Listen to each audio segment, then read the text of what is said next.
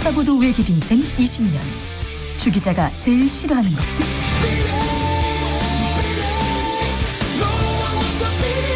이 세상에서 비리와 부리가 사라지는 그날까지. 오늘도 흔들림 없이 주진우 라이브와 함께.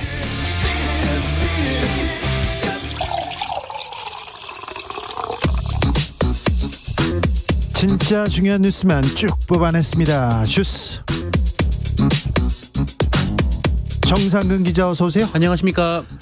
이재명 민주당 대표 오늘 병원으로 이송됐습니다. 네, 이재명 민주당 대표가 단식 19일째인 오늘 아침 병원으로 긴급 이송됐습니다. 민주당은 오늘 아침 이재명 대표의 혈당이 급속히 떨어졌고 탈수 등의 증상을 보이며 거의 의식을 잃은 상황이었다라고 밝혔고요. 여의도 성모병원으로 이송돼 생리식염수 투여 등의 응급 조치를 받았다라고 밝혔습니다.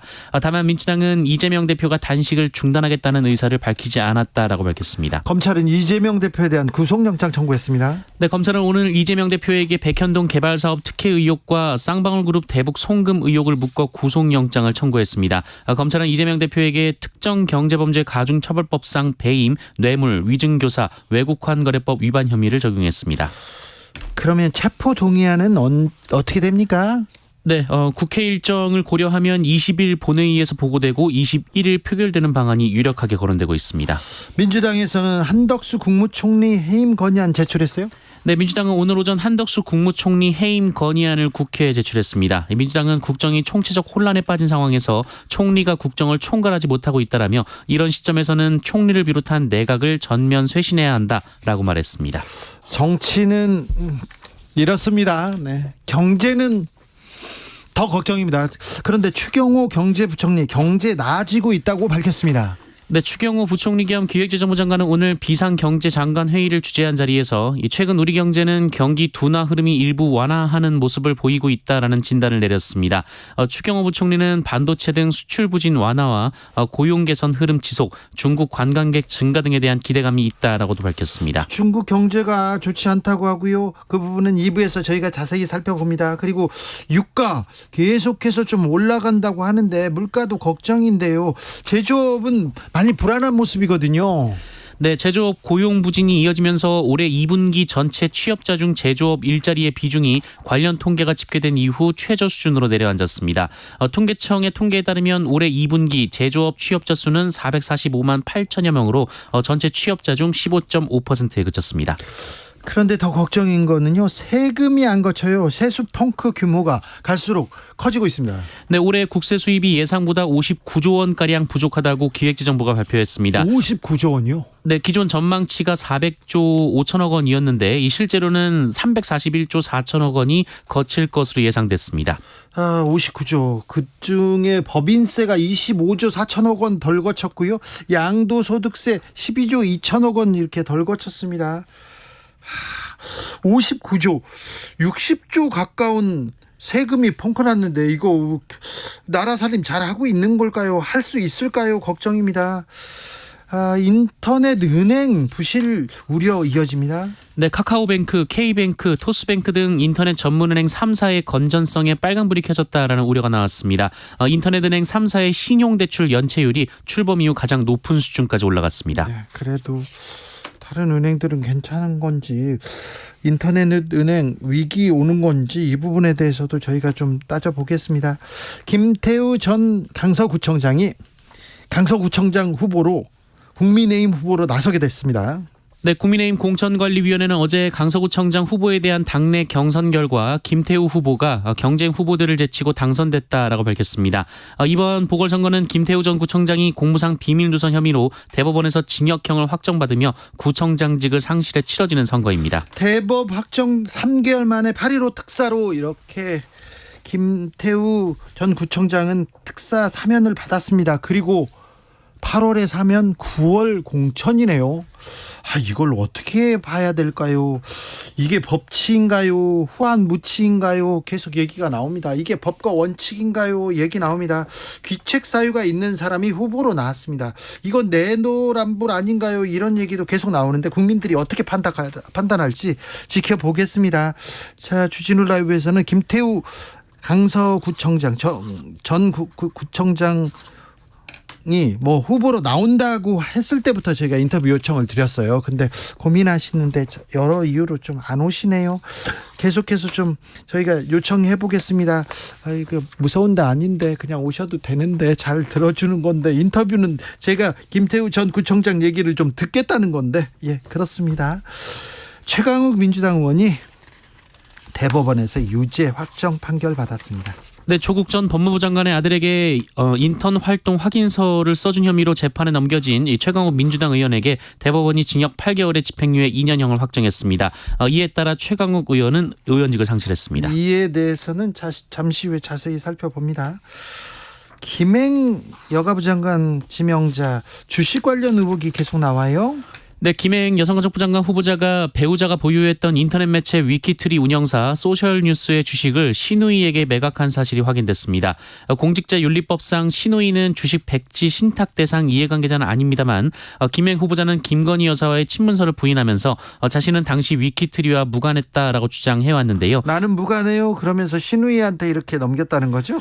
네, 김행 후보자는 오늘 인사청문 준비단 사무실로 출근하면서 2013년 청와대 대변인 자리로 가면서 주식 백지 신탁 명령을 받았다라며 그러나 회사가 적자인 데다 금융권 부채가 많아 팔 수가 없었고 남편 지분은 신우이가 떠안아 주겠다며 산 것이다라고 밝혔습니다. 유인촌 문화부 장관 후보자 재산이 많네요. 네, 국회에 제출된 인사청문 요청안에 따르면 유인촌 문화부 장관 후보자는 본인 명의로 72억여 원, 배우자 명의로 90억여 원 등 총 162억여 원의 재산을 신고했습니다. 여기에는 28억 상당의 강남 압구정동 아파트와 45억 상당의 성동구 성수동 아파트, 신당동의 8억여 원의 상가가 포함이 돼 있습니다. 네. 압구정동 아파트 28억 상당, 45억 상당의 성동구 성수동 아파트 실제 거래가는 훨씬 더 할 텐데, 네. 청문회 때 좀 지켜보겠습니다. 신원식 국방부 장관 후보자는 또 재산 누락했다 이런 얘기도 있어요? 네, 신원식 후보자는 자신의 명의로 3억여 원, 배우자 명의로 15억여 원의 재산을 신고했는데요. 그런데 배우자의 한남동 고급 빌라 소유 지분을 공직자 재산 신고 당시 누락했다는 언론 보도가 있었습니다. 네, 공직자가 이렇게 신고 안 하면 이거 사법 처리 대상인데. 방송통신위원회가 김기중 박문진 이사 해임안을 의결했습니다. 네, 방송통신위원회는 오늘 MBC 대주주인 방송문화진흥회의 야권 추천인 김기중 이사의 해임안을 의결했습니다. 예. 방통위는 김기중 이사가 MBC 특별감사 업무에 참여해서 MBC 감사 업무의 공정성을 저해했다라는 등의 이유를 꼽았습니다. 지금 공정성을 저해했다. 감사 업무에서 공정성 이유가 지금 권태선 이사장을 해임했던 이유하고 거의 비슷한데요. 해임 정지 판결이 나온 지 일주일 됐어요. 그런데 또 해임이요? 이거는 법을 어떻게 해석하신 거죠? 이거 법 무시라는 얘기가 나올 수밖에 없는데요. 그러면 이제 이사회 구도는 어떻게 됐습니까? 네, 현재 이사회 MBC 대주주인 방송문화진흥회 이사진은 여야 4대 6에서 4대 5가 됐습니다. 네. 철도노조 파업이 오늘 마무리됐습니다. 네, 전국 철도노동조합이 지난 14일 오전 9시부터 벌인 파업이 오늘 오전 9시로 종료됐습니다. 이에 따라 전국의 철도 운행은 단계적으로 정상화되고 있습니다. 네, 주스 정상근 기자와 함께했습니다. 감사합니다. 고맙습니다. 추석 때 어떻게 지내실 겁니까? 어떤 계획 있습니까? 물어봤습니다. 0147님, 저희 집은요 꽤 오래전부터 명절 모임에 정치와 결혼 이야기는 절대 안 하고 있습니다. 더 화목해졌고요. 할 이야기가 더 많아져서 풍성한 명절 보내고 있습니다. 얘기하다가 근데 대화가 이렇게 군데군데 이렇게 끊어지면 어떻게 하죠? 네, 아무튼 좋은 생각입니다. 6326님, 명절에는요 방구석에서 누워서 TV 보는 게 최고의 휴식입니다. 이렇게 생각하시는 분들 있었어요. 옛날에는 명절에 이렇게 TV 뭐하지, 영화 뭐하지 이렇게 그어서 보고 막 그랬는데 지금은 뭐 영화 보는 것도 쉬워졌고 그래서 네, TV 휴식은 좋은 것 같은데 좋은 계획이라고 보기는 좀 어려운 것 같은데요. 좀 찾아볼까요? 0760님, 저는요 자영업자면서 배달 라이더를 합니다. 추석에도 배달 일을 하려고 합니다. 연휴에는 건당 1,000원씩 더 주거든요. 추석이 지나고 10월에 쉬려고요. 네, 이렇게 추석 때 열심히 일하시는 분들 때문에 저희가 편안하게 보내고 있습니다. 감사합니다. 3123님, 저는 안타깝지만 연휴를 다 모실 것 같아서요. 집안 친지들께 영상통화로 안부를 전해야 할 것 같습니다. 그렇죠. 영상통화 이거 꿀팁입니다. 통신 3사가 추석 연휴 기간에 영상통화를 무료로 제공한다고 하니 저처럼 연휴에 못 가시는 분들은 적극 이용해 보시면 좋을 것 같아요 얘기하는데, 이거 근데 MZ 세대들은 영통이라고 하는데 영상통화 좋아하나요? 어른들이 이렇게 영상통화 이렇게 딱 얼굴 딱 나오면 좋아할까? 이건 조금 걱정은 되는데, 네. 어른들한테도 영상통화, 부모님한테 영상통화라 좀 부끄럽기도 해요. 이런 사람도 있는데 저도 그런데.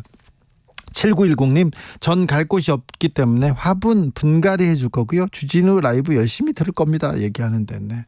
주진우 라이브는 여러분 곁에서 열심히 추석 때도 열심히 뛰도록 하겠습니다. 감사합니다. 주진우 라이브.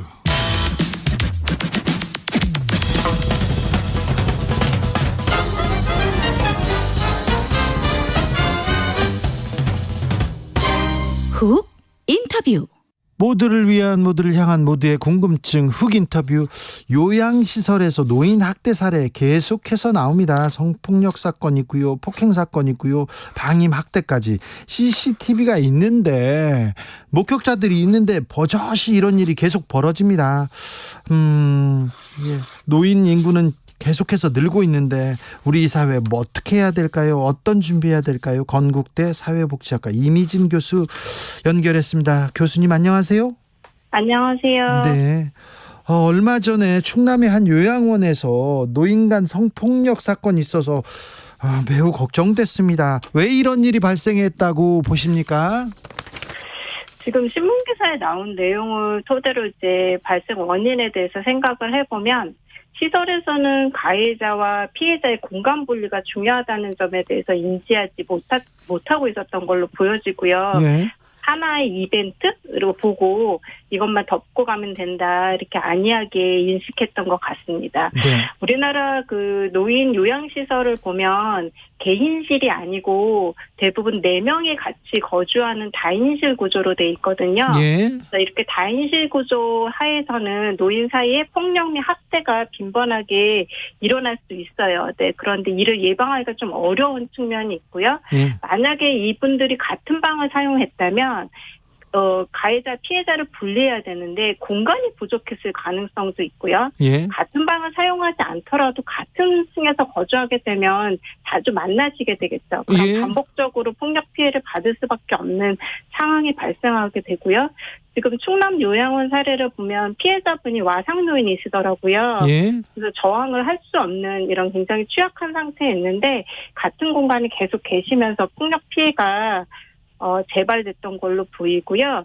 또 중요한 건 시설에 거주하시는 노인분들 인지 기능이 굉장히 안 좋으세요. 예. 그런데 일부 종사자분들은 이분들 사이에 일어난 일에 대해서 진지하게 보지 않는 경향이 있어요. 그러니까 치매 노인이니까 아무것도 모른다, 이렇게 인식을 하시고 노인이 하시는 말씀도 무시를 하거나 존중하지 않는 그런 태도를 갖고 있고, 그렇기 때문에 이런 일이 발생했을 때도 그냥 좀 무심하게 별일 아닌 것처럼 그렇게 대응을 한 것으로 보여집니다. 네. 노인 학대가 요양원 등 각 기관에서 지금 많이 발생하는 겁니까? 아니면 요즘 좀 증가하고 있는 겁니까? 제가 요즘 많은 기사를 읽은 것 같아요. 이게 정말 사건이 많아서 예. 이게 보도가 되는 건지, 예. 아니면은 그동안은 밝혀지지 않았던, 은폐돼 있던 것들이 보도화가 되고 있는지 이걸 알긴 참 어렵거든요. 예. 이것에 대한 조사는 실은 국내외에서 이루어진 적이 없어서 참 이것에 대해서 이야기하기 어려운 측면이 있습니다. 근데 다만 그러니까 노인인 건 많아지니까 예. 시설에 입소하는 노인들도 많이 늘어나시잖아요. 네. 그래서 10년 전과 비교해 보면 시설에 들어가시는 분이 한 1.7배 정도 증가한 걸로 나와요. 예. 그렇지만 이제 시설학대 신고된 건수로 보면 그 건수가 훨씬 많거든요. 약 2.7배 정도 증가한 걸로 나와요. 예. 그래서 이 숫자만을 보았을 때는 시설학대에서 그 건수가 늘어나는 것으로 보여지기는 합니다. 다만 이제 우리가 좀 생각해 봐야 되는 거는 예전에는 인권 감수성이 굉장히 낮았잖아요. 예. 아동학대나 뭐 노인학대나 이런 학대에 대한 감수성이 굉장히 낮았는데 최근 들어서 인권 감수성이 굉장히 높아지면서 학대 신고를 굉장히 많이 하세요. 네. 그래서 신고를 많이 하니까 신고된 건수 중에 조사를 해보니까 실제로 학대가 있었던 경우도 늘어나고 있거든요. 그래서 이런 것들을 좀 감안을 해야 돼서 학대 건수가 늘어난 건 사실이지만 발생 비율이 늘어난지는 네. 그거는 정말 이야기하기가 좀 어려운 부분이 있습니다. 일단 요양원 등 시설에서 좀 1차적인 책임을 져야 될 것 같은데, 그런데 이 요양보호사가 노인을 폭행하는 일도 계속해서 발생합니다. CCTV를 설치했는데도 이런 일이 계속 끊이지 않는 이유가 뭘까요?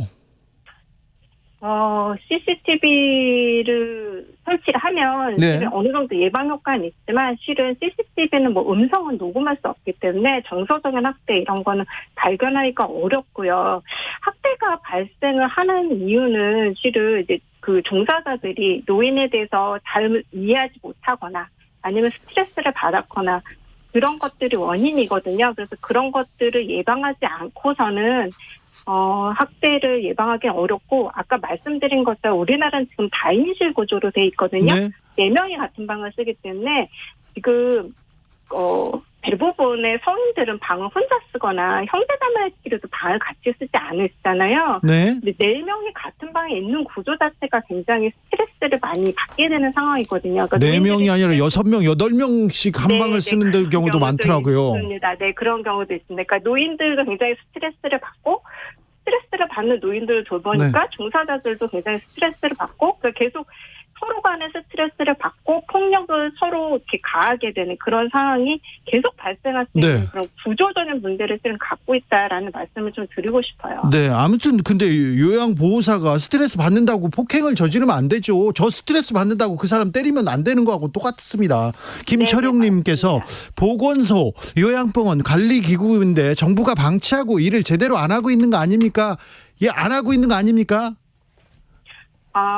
네. 시설에서 벌어지고 있는 노인학대에 대해서 예. 감시나 관리 감독이 부족한 것도 사실입니다. 네. 사실인데 실은 시설은 365일 생활하시는 곳이잖아요. 예. 그래서 거기를 저희가 CCTV를 달고 거기를 매일매일 누군가가 들여다본다는 것은 굉장히 좀 어려운 일 중에 하나거든요. 네. 그래서 시설 학대를 줄이기 위해서는 실은 시설이 오픈돼 있어야 돼요. 그렇죠. 외부에 있는 사람들이 네. 들어가서 볼 수 있는, 그래서 누구나 시설 내에서 어떤 일이 벌어지고 있는지 볼 수 있어야 되는데 네. 우리나라에서는 실은 그 시설 내에서 어떤 일이 벌어지고 있는지 그런 인권 지킴이 옴부드맨이라고도 하는데요. 네. 법적인 근거가 없어서 실은 그런 일들이, 그러니까 인권 지킴이들이 제대로 시설 내에서 어떤 일이 벌어지는지 그런 것들을 보기가 좀 어려운 그런 측면이 있습니다.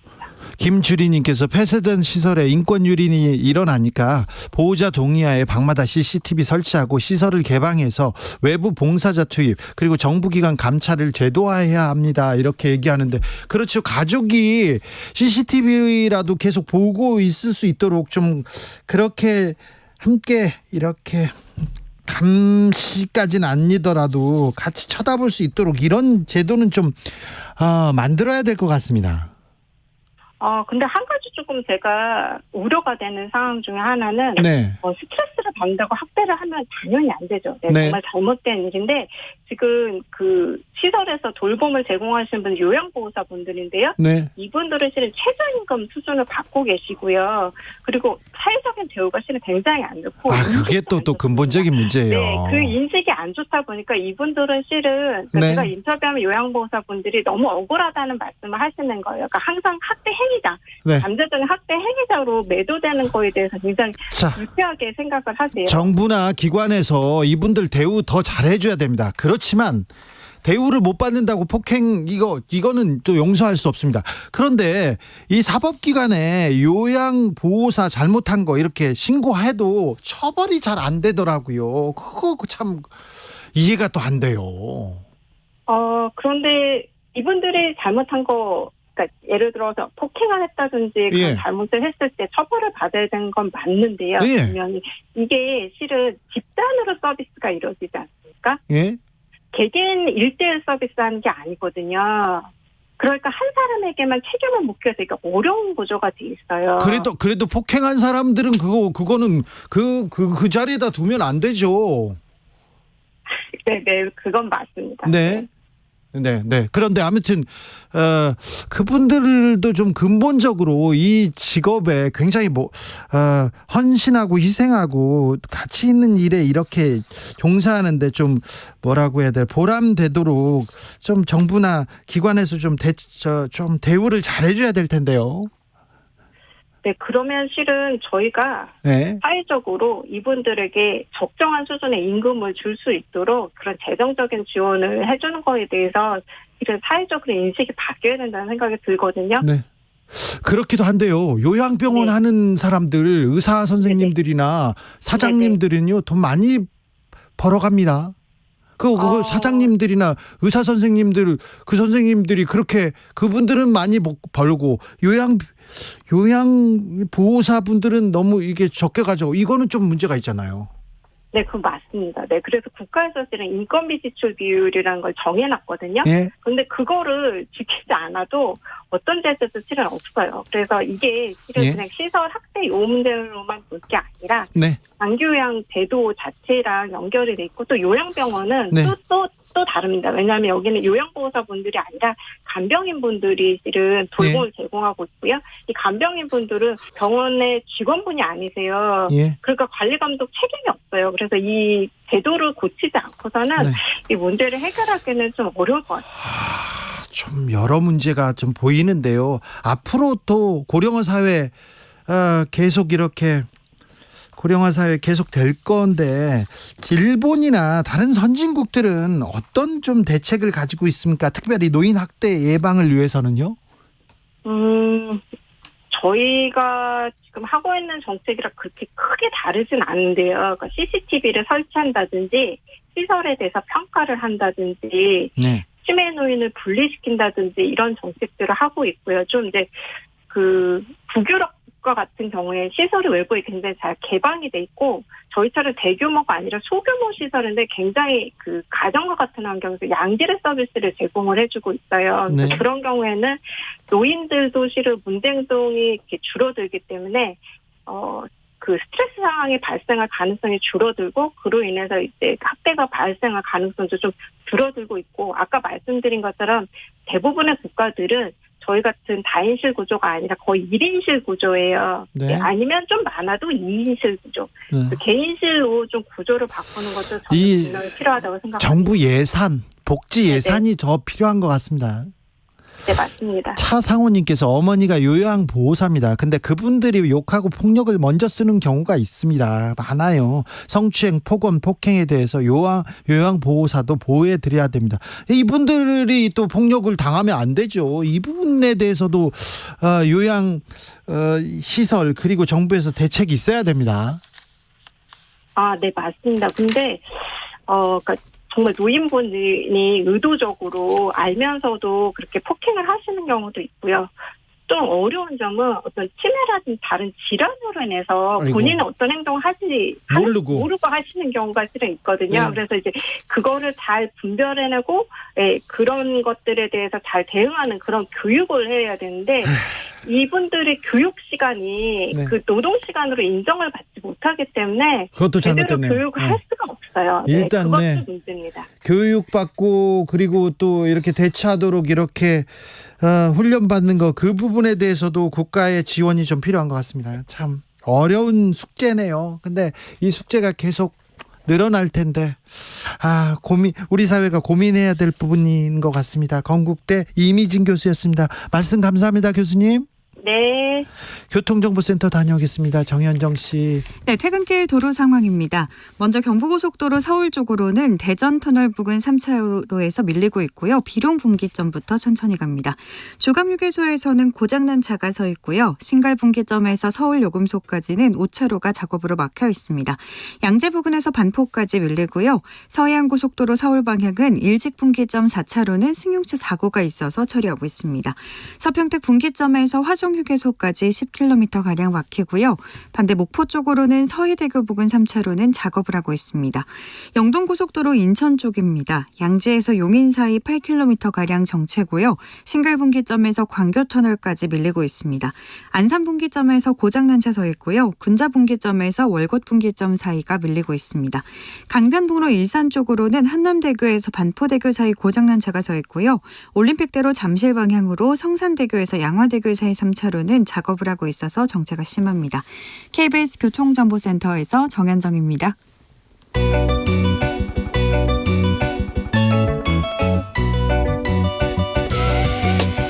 한층 날카롭다, 한결 정확하다, 한편 세심하다, 밖에서 보는 내밀한 분석, 정치적 원의 시점. 오늘의 정치권 상황 원회에서 더 정확하게 분석해드립니다. 이현주 전 국민의힘 의원 어서 오세요. 네, 안녕하세요. 부드러운 카리스마 이현주입니다. 그리고 노영희 변호사입니다. 네, 노영입니다. 네, 단식 중이던 이재명 대표는 병원에 실려갔습니다. 검찰은 구속영장을 청구했네요. 이 대표가 오늘 아침 병원으로 이송된 직후 이뤄진 일입니다. 어떻게 보셨습니까, 이현주 의원님? 아니 뭐 예상은 했는데 네. 그죠? 예, 예상했는데 한 글쎄 저는 너무 득달같이 그죠? 네. 그런 감은 좀 있어요. 뭐 어차피 구속영장 청구를 검찰에서 할 거면 안 할 수는 없겠죠. 뭐 이번 주에 한다는 얘기가 그렇긴 있었어요. 한데 그래도 며칠이라도 그러니까 뭐라고 해야 되지? 제가 볼 때는 아니 처벌할 게 있으면 하고 수사할 게 있으면 하고 구속할 게 있으면 하고 그걸 뭐라고 하진 않죠. 근데 이 과정에서 쭉 보면 우리가 그래도 인간적으로 그 뭐라고 해야 되죠? 우리 한국 사람들 정서라는 게 있잖아요. 법에도 좀, 눈물이 있다, 네, 정서가 좀 있다 이런 이렇게. 얘기도 하잖아요. 아니 물론 뭐 그분들이 이재명 대표를 눈물로 보진 않겠죠. 그리고 그 부분에 대해서도 단식에 대해서도 저는 여러 가지 의견이 있을 수 있다라고 네. 생각을 해요. 비판할 수도 있고. 그런데 어쨌든 이렇게 실려갔는데 한 2, 3일이라도 더 두고 보고 하지. 조금 이런 부분들은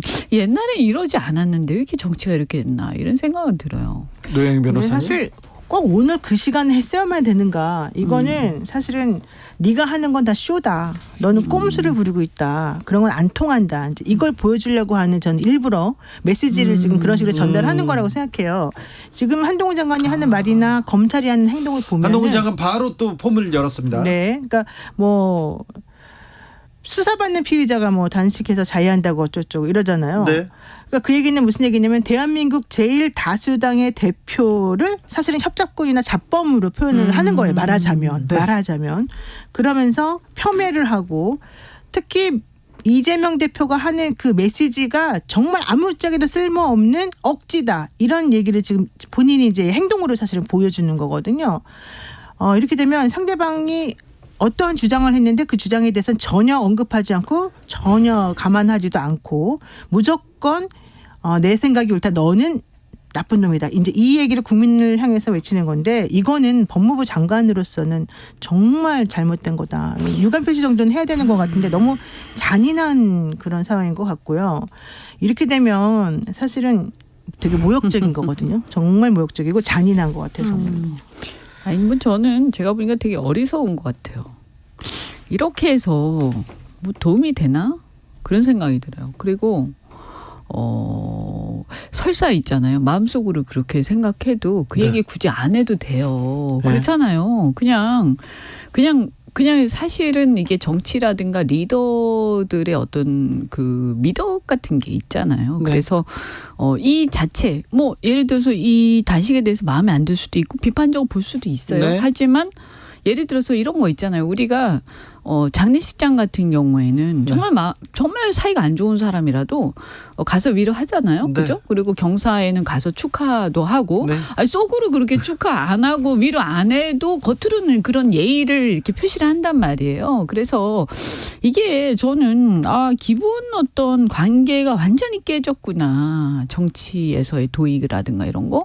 아니 그리고 예를 들어서요. 나중에 조금 지나가지고 뭐 며칠이라도 지난 다음에 영장을 청구를 했는데 막 이상하게 막 폐악질을 한다든지 이러면 그건 좀 다른 얘기겠지만 그건 아니잖아요. 그러니까 그리고 말을 이 얘기 왜 하는 건지 저는 모르겠어요. 이 얘기하면 검찰에 도움이 되나요? 그리고 여당에 도움이 되나요? 아니 정부에 도움이 되나요? 오히려 저는 말이죠. 그동안에 이제 우리 대한민국의 보수 세력이랄까요? 보수 정치인들의 어떤 뭐랄까 이미지?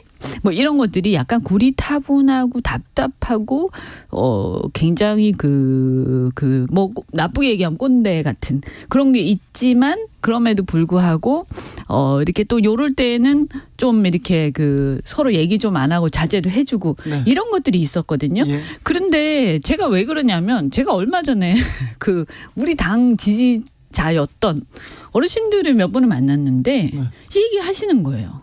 그러면서 너무 단식하는데 그러지 말아줘. 응? 그런다고 뭐 이기는 것도 아니다. 그런다고 어떤 본질적으로 뭐 어떤 결정적인 어떤 변화가 생기는 것도 아니다. 아무런 소득도 없는 이런 행동들을 왜 해가지고 국민들 보는데 눈살 찌푸리게 하냐. 그리고 여당이면 좀 이렇게 좀 제너러스하게 그죠? 야당은 막 이렇게 어쨌든 그렇지만 권력을 갖고 있는 쪽에서는 관대하게 좀 포용하는 좀, 그런 네. 자세가 그래야 국민들이요 통합도 되고요. 국민들도 마음이 좀 편해져요. 그런데 한동훈 장관은 왜 그럴까요? 왜 그럴까요? 저는 그분의 그냥 캐릭터인 것 같아요. 캐릭터? 네, 원래 이런 사람인가 보다. 원래 그러니까 근데, 이 리더 그러니까 공부는 되게 잘했는지 모르겠지만 뭐 제가 생각할 때 저 잘 모르겠어요. 이분 어떤 신지 모르겠지만 이때까지 공부는 되게 왜 그런 거 있죠. 공부는 되게 잘하는데 정말 인정사정 없는 뭐 이런 느낌? 근데 중요한 거는 뭐 공감 능력이 조금 제가 봤을 때는 좀 그런 종류의 공감 능력은 없으신 것 같은데 부족한 것 같은데 그거보다 더 중요한 게 이거가 있어요. 예를 들면은 구속이 되어 있는 피의자를 하더라도 집행 정지라고 하는 거를 이제 시켜줘야 건강이 나쁘게 되면. 형집행 정지죠? 네, 그러니까 예를 들면 그런 식으로 몸이 견뎌낼 수 없다, 이 수용 생활을 견뎌낼 수 없다 이런 생각이 들면 실제 죄가 있고 없고 떠나가지고 그 사람을 일단 몸을 회복시켜주는 게 일반적인 우리의 법 원칙이란 말이에요. 네. 형법상. 지금 오늘 영장 청구하고 아까 기소하고 체포동의안 지금 뭐 국회에 제출되고 그러면은 내일이나 이번 주 안으로 어쨌든 뭔가 정리가 될 수 있는 거잖아요. 예. 그리고 다음 주가 추석이에요. 예. 그러면 법원에서 실질적으로 이 영장 실질 심사를 할 때 물론 이제 체포동의안이 부결될지 가결될지 모르겠지만 네. 만약에 정말 가결이 됐다고 치더라도 가결된 상황에서 그 영장 실질 심사를 하게 되면 네. 내일 모레가 추석인데 예. 그리고 지금 단식으로 건강이 거의 20일 지금 넘게 오늘 지금 나온 속보가 그거잖아요. 병원에 옮겨져서 일단 있지만 먹지는 않고 계속 단식하겠다는 거거든요. 지금 예. 입장 나온 게. 그러면 그런 사람을 상대로 해서 법원이 뭘 어떻게 하겠습니까? 20일 가까이. 제가 보니까요. 완전히 오히려 이거는 만약에 한동훈 장관 말대로 그죠? 이런 어떤 단식한다고 해서 사법 시스템이 정지되는 어떤 선례 이런 걸 만들어내면 안 된다라고 생각을 한다면 그렇다면 본인이요. 여기서 막 이렇게 이런 심한 말 막 하고 막 이렇게 하면요. 오히려 역효과 나요. 그냥 순리대로 그냥 조금 지켜보다가 또 영장 청구할 때 그때 하고 그러면 예를 들어서 만약에 단식해서 이렇게 실려가서 그래서 영장 청구를 못하고 오래 시간이 끌게 된다. 네. 그러면 그걸 보는 국민들이 이런저런 얘기들을 하고 판단을 다 하실 거예요. 예. 그렇죠? 근데 그게 아니고 네. 막 득달같이 이렇게 막 하고 계속 조롱하고 막 심한 말하고 막 이렇게 해버리면 네. 한국 사람들의 정서가 뭐냐면 약자를 동정하게 돼요. 응? 그러니까 제가 볼 때는 이거는 전략적이지도 않고 아주 어리석기 짝이 없는 행동들이다. 왜 이러는 걸까? 알겠습니다. 네. 제가 이제 사건 기자 오래 해가지고 잡범들 많이 만나봤는데요. 잡범들 밥 안 굶어요. 단식 안 해요. 유치장에도 저 조금 좀 다녔어요. 뭐 좋은 일로는 아니고 다녔는데 저는 밥을 못 먹겠더라고요. 밥도 못 먹고 입맛도 없고 그런데 잡범들 들어오잖아요. 밥도 잘 먹고요. 행복하게 편안하게. 잘 먹어요. 그래서 밥을 단식을 하는 잡범들은 본 적이 없는데 이런 생각도 좀 해봅니다. 제가 볼 때 전략적으로도 네. 이 맞지 않다. 아주 어리석은 행동이다. 네, 알겠습니다. 네. 인턴 확인서를 써준 혐의로 재판을 받던 최강욱 민주당 의원 오늘 대법원에서 유죄가 확정됐습니다. 의원직을 상실했습니다. 어떻게 보셨습니까, 노영희 변호사님? 일단 뭐 집행유예 실형이 지금 나온 거잖아요. 예. 그러니까는 의원직 상실했고 열린민주당에 아마 그때 5번인가 뭐 비례 네. 받았던 분이 승계를 승계하기로 한다고 했습니다. 얘기를 했어요. 근데 네. 어쨌든 뭐 대법원에서 이건 유죄다라고 확정을 해주신 거니까 그거 자체는 우리가 존중을 해야 되는 부분이 있는데. 네. 이렇게 되면은 어쨌든 억울하든 억울하지 않든 간에 법이라고 하는 것이 혹은 재판이 이런 식으로 이뤄졌다. 그래서 우리는 그걸 지켜야 된다. 여기에 대해서 모든 국민들이 전부 다 이제 오케이를 해줘야 되는 부분인 거잖아요. 네. 그래서 그런 상황이라고 한다면 현재 지금 법원의 판결이나 이런 것들을 오히려 지키지 않는 것처럼 보이는 그런 쪽하고 좀 비교가 오히려 될 수밖에 없지 않겠냐 생각이 들고 두 번째는 사실은 저는 조금 법리적으로는 이게 진짜 유죄인가에 대해서 의문점이 있어요. 왜냐하면 인턴 확인서라고 하는 거는 얘가 인턴했다라고 하는 거를 명의자가 그냥 써주는 거거든요. 명의자가. 근데 그 명의자가 본인이 거짓말을 했다, 거짓말을 하지 않았다. 그게 좀 법리적으로 조금 이상하지 않아요? 내가 내 명의로 이 확인서 써줬으니까 그 문서 자체는 진정한 문서예요. 문서는 진정한 거예요. 문서는 네. 진실인데 네. 인턴을 하지 않았기 때문에 허위다 이렇게 본 거죠. 허위고 그게 네. 이제 뭐 결과적으로는 업무를 방해한 거죠. 그 대학의 네. 입시 업무와 관련해서. 그러니까 이제 실질적으로 정말 이렇게 문제가 있다 그러면은 여기 상응하는 이런 조치 처벌을 받아서 결국 의원직 상실하는 게 맞긴 하지만 일단은 좀 유감스러운 부분이 있죠. 어쨌든 뭐 이 법원에서 판결이 나온 거고요. 그래서 이런 부분들을 엄격하게 처리하고 결국 예외 없이 처벌한다. 뭐 그것에 대해서는 저는 별 이견은 없어요. 네. 그런데 다만 이제 제가 봤을 때 국민들이 이런 부분들에 대해서 문제 의식을 갖는 건 어떤 지점이냐 하면. 네. 그래 좋아 그렇게 가는 게 바람직하지 사회가. 네. 그런데 상대편 그러니까 네 편한테만 그렇게 엄격하고 내 편한테는 관대하고 다 봐주고 전부 다 그냥 수사도 안 하고 막 그렇게 지나가면 그건 말이 안 되는 거죠. 그죠? 그렇죠. 그래서 제가 일일이 다 언급하지 않겠지만 네. 그거 철저하게 해야 되고요. 결국은요. 권력은 유한하잖아요. 제가 계속 말씀드리지만 네. 하게 됩니다. 예. 그러니까 이렇게 남한테 막 이렇게 자꾸 해코지하는 것만 좋아하지 말고 자기 자신을 돌아볼 필요가 있다. 네. 네. 최강욱 의원의 유죄 확정으로 허숙정 의원이 의석을 승계하게 됩니다. 이균용 대법원장 후보자 인사청문회가 하루 앞으로 다가왔습니다. 청문회 어떻게 보고 계십니까, 의원님? 의혹이 많아요. 그리고 재산과 관련된 의혹도 많고요. 이번에 이 인사는 정말 역대급이에요. 예. 역대급이에요. 워낙 지금까지도 인사가 말이 많았지만 네. 이번에 이 세 분은 세트로 역대급이에요. 지금 대법원장 그리고 장관 후보자 3명입니다. 시대착오적이고요. 아, 그래요? 네. 그리고 왜 그러니까 MB 때 사람을 다시 쓰느냐 이 문제가 아니고 MB 때 그것도 굉장히 평판이 안 좋았던 결과가 안 좋았던 사람을 다시 쓰는 이유는 뭐냐 도대체. 왜 그럴까요? 네. 뭐 올드보이라는 것뿐만이 아니고요. 그 올드보이가 실패한 올드보이인 거예요. 근데 왜 쓰는 거지?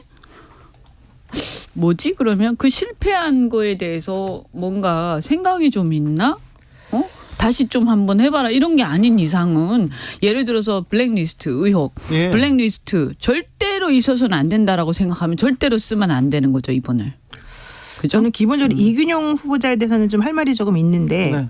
예컨대 지금 대법원장은 유인촌. 국회에서 의결을 해줘야 되잖아요. 네. 근데 지금 민주당 국회의원이 훨씬 많은 상황에서는 의결을 안 해줄 게 뻔하거든요. 이 정도로 또 의혹이 많으면 굉장히 좀 그러니까. 청문회가 순탄치 않아 보입니다. 그러니까 이분에 대해서 뭐라고 얘기를 하느냐면 대법원장 후보자인데 대법관 후보들보다도 자료 제출이 훨씬 부실하다. 이제 이런 얘기 해요. 아 그래요? 예. 자, 그런데 왜 그래도 되냐?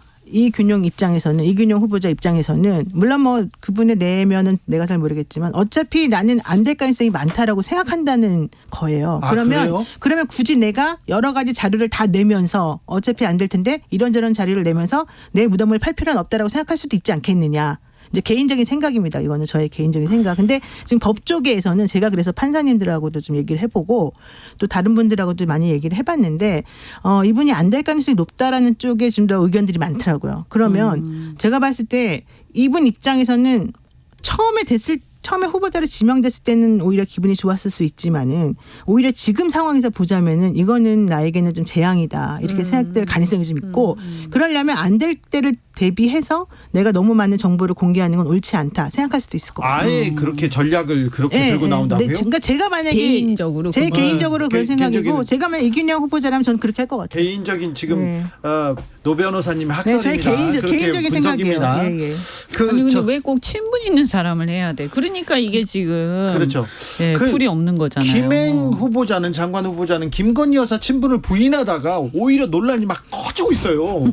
근데 친분은 좀 어쩔 수 없는 부분도 있을 것 같아요. 왜냐하면 내가 누구를 쓰려고 하는데 아무래도 아는 사람하고 알지 못한 사람하고 이제 둘이 같이 이름이 올라오면 아는 사람한테 좀 더 마음이 가는 거는 뭐 인지상정이거든요. 근데 거짓말하면 안 되는 거죠. 예컨대 내가 이 사람을 아는데 이 사람이 아주 엄청난 하자가 있다. 그러면 해주면 안 되는 거고 또 그 반대 입장에서도 내가 이 사람을 아는데 알아서 친분이 있어가지고 좀 날 잘 봐준 건가 이런 생각이 들 수 있을 때 나 모르는 사람이 이렇게 딱 거짓말하는 건 옳지 않다는 거죠. 아니 그러니까 원래는 이래야 되는 거죠. 국정을 맡아야 되겠다 이렇게 생각을 할 때 앞으로 국정을 맡는 과정에서 이거를 내 철학하고 잘 일치하는 사람 그리고 더 일을 잘할 그렇죠. 그런 사람 사람을 뽑아야죠. 이런 사람을 평소에 눈여겨보고 있다가 그건 사실 친분이라기보다는 일종의 인사의 철학이거든요. 근데 이제 문제는 뭐냐면 사람이 없어. 그리고 아무리 봐도 괜찮은 사람이 없는데 그리고 특히 그 친분이 있는 사람이 문제가 많단 말이에요. 그런데도 친분이 있다는 이유로 모르는 사람이지만 괜찮은 사람들이 많이 있는데도 불구하고 그걸 다 안 제끼고 되죠. 친분 안 있는 되죠. 사람을 쓴다. 이것은 인사권을 사사롭게 쓰는 거고요. 인사권을 사사롭게 쓰는 것은 사실 대통령의 권한은 국민들로부터 주권자로부터 위임을 받은 건데 네. 거기에 핵심이 뭐냐 인사권과 재정권이에요. 그렇죠. 그런데 이 인사권과 재정권을 사사롭게 쓴다. 네. 이것은 사실은 국민주권주의 위반이에요. 그렇죠. 그거 되게 원칙적인 말인데 이제 현실적으로 사실 그렇게 안 되는 경우가 많겠죠. 그러나 노력은 좀 해야 되는 거거든요. 내가 완벽하게 정도 하지 차이지, 못하더라도 정도의 문제죠. 바로 그거거든요. 근데 예를 들면 이런 게 있어요. 이균영 후보자가 세평 같은 거는 신경 쓰면 안 된다. 내지는 세평을 모아가지고 누구를 뭐 뽑고 안 뽑고 이렇게 하면 안 된다. 뭐 이런 취지의 말을 이제 한 걸 제가 기억을 하는데 사실 저한테도 세평이 많이 와요. 물어보러 A는 어떻고 B는 어떻고. 근데 내가 보면 그 사람 별로 안 좋은 사람이라고 개인적으로 생각하더라도 일단 물어보면 괜찮다고 저는 대답을 하게 되더라고요. 항상. 그러니까 그게 내가 함부로 얘기하기가 좀 그러니까. 개인적으로 그 사람을 네. 비난하기가 조금 민망하기도 하고 또 내가 잘 모르는 부분이 있을 수도 있기 때문에 그렇죠. 이제 생각하는 거예요. 그러면 아마도 인사권자들은 그런 세평을 그냥 수집을 하면서 이제 누군가가 정보를 올리고 보고서를 올릴 거잖아요. 지금은 국정원이 그리고 법무부가 그리고 또 대통령실이 다 이렇게 그 정보를 봅니다. 그러면 위에 있는 분 입장에서는 그 세세한 내용은 잘 모르기 때문에 네. 그런 세평이나 보고서를 가지고 판단할 수도 있어요. 예. 그러니까 그것 때문에 잘못된 판단을 할 수도 있을 거라고 생각은 들어요. 근데 그럼에도 불구하고 한쪽에서 좋다는 얘기만 들으면 안 되고 스스로가 항상 경계를 해야 되거든요. 지금 제가 봤을 때는 이분들의 인사는 그 수준을 넘어선 그렇죠. 것 바로 같은데. 그거예요. 바로 그거예요. 그 수준을 그렇게 넘어선 수준을 것 같은데. 넘어섰는데도 불구하고 끝까지 밀고 넘어지고 하는 사실은 이유 다 하면 안 아는 된다는 얘기들 거예요. 아니에요. 이 사람들에 대해서. 그렇죠. 그죠? 예. 네, 일반 웬만큼 조금 시사에 관심 있는 국민들도 다 아는 사람들이에요. 이 사람이 어떤 사람이라는 거를. 아이, 시스템을 거쳐서 이렇게 모든 정보를 보고 판단했다면 괜찮을 텐데 그걸 정보를 취합했는지 이게 조금 의문된다 그렇게 지적하는 분들이 많아서요. 그리고 저는 여가부에 대해서는 한 말씀 드리고 싶은 게 네. 이 김행 후보자에 대한 문제도 있지만요. 여가부를 폐지한다고 했잖아요. 네. 그러면 이게 무슨 갖고 노는 것도 아니고 여가부를 폐지를 할 거면 폐지를 하고 정정당당하게 야당을 설득해서 폐지하면서 대안을 제시해서 그 길로 가고요. 자기 정치적인 어떤 그 결단을 내려야죠. 그리고 그것에 대한 책임을 지는 거예요. 정치인은요. 근데 그게 아니면요. 이러저러 해서 원래 폐지하려고 했는데 이거 아닌 것 같더라. 그래서 존치하기로 했다라고 해서 여가부한테 힘을 딱 실어줘서 제대로 일할 수 있게 해주든지. 지금 이거는요. 무슨 완전히 너덜너덜해졌는데 여기다가 사람을 자기 주변 사람을 이렇게 심어놓으면 그럼 어쩌자는 거예요 이게? 얼마나 모욕적이겠어. 저는 이 근데 여가부의 본인은 모욕적으로 공무원들이 생각하지 않는 것 같아요. 아유. 이거는 그러니까 약간 논공행상처럼 자리 하나 주는 이게 형식인 거지. 여가부 공직자들 입장에서 한번 생각을 해보세요. 그리고 관련된 그 이해관계자들 입장에서 생각하면 이렇게 이거 자괴감 느끼고 이런 식으로 하면 공무원들이 어떻게 일을 합니까? 윤석열 대통령이 후보 시절에 능력만 보겠다. 그래서 30대 장관 많이 나올 것이다. 전문성 얘기도 있었던 것 변호사님 같아요. 그렇게 크게 웃으시면 안 돼요. 전문성 얘기도 있지 않았나요? 그죠? 전문성. 네. 야, 근데 그거 진짜 다 잊어버리고 있었어. 변호사님 옐로 카드. 아니 근데 다 사람의 감정에 대해서 옐로 카드를 준 건 저는 처음인데. 네. 자. 아니 근데 다 잊어버리고 있었어. 그 지금 말씀하시니까 와, 진짜. 저는 진짜 그랬었지 네. 이렇게 생각이 되는 거예요. 아니 뭐그 원칙과도 같은 말인데. 아니 그게 아니에요. 진짜 그때 되게 강조를 해서 그냥 저에게 레드카드를 주세요. 제가 웃음을 멈출 수가 없어요. 아니 그때 말이죠. 저도 기억이 나는데 그때 국정 운영 준비가 너무 안 돼 있는 거 아니냐. 네. 갑자기 검찰 평생 계시다가 그렇죠. 갑자기 대통령 그것도 어느 부서의 장관도 아니고 대통령 국정을 통할해야 되는 그게 가능한 얘기냐. 저는 무슨 얘기까지 했었냐면 아니 이제 신입 사원한테 CEO 시키면 그 제대로 결제나 되냐 이런 얘기를 제가 한 적이 있었는데 네. 그러니까 그렇게 막 사람들이 걱정하고 비판하고 하니까 그때 나온 얘기가 내가 사람을 잘 쓰면 된다. 그렇죠. 전두환 대통령도 사람을 잘 써서 자기는 별로 국정을 아는 게 별로 없었어도 그때 잘했다 뭐 어쩌다 뭐 이런 얘기를 막 하면서 그래서 전문성 있는 사람 인재를 골고루 등용하면서 젊은 사람도 많이 쓰고 뭐 그래서 아주 원칙적인 얘기지만 그것을 상당히 막 강조해서 얘기를 했어요. 그렇죠. 그래서 사람들이 네. 아니 뭐 그걸 또 굳이 아니, 그럼- 이거 거짓말이야라고 생각할 필요까지는 없잖아요. 그냥 얘기하면 있는 그대로 사람들이 받아들이는 거 아니에요. 네, 네. 잘 모를 때는. 네. 그러니까 그때 그렇게 생각하고 그 문제점에 대해서 넘어갔던 기억이 나요. 네.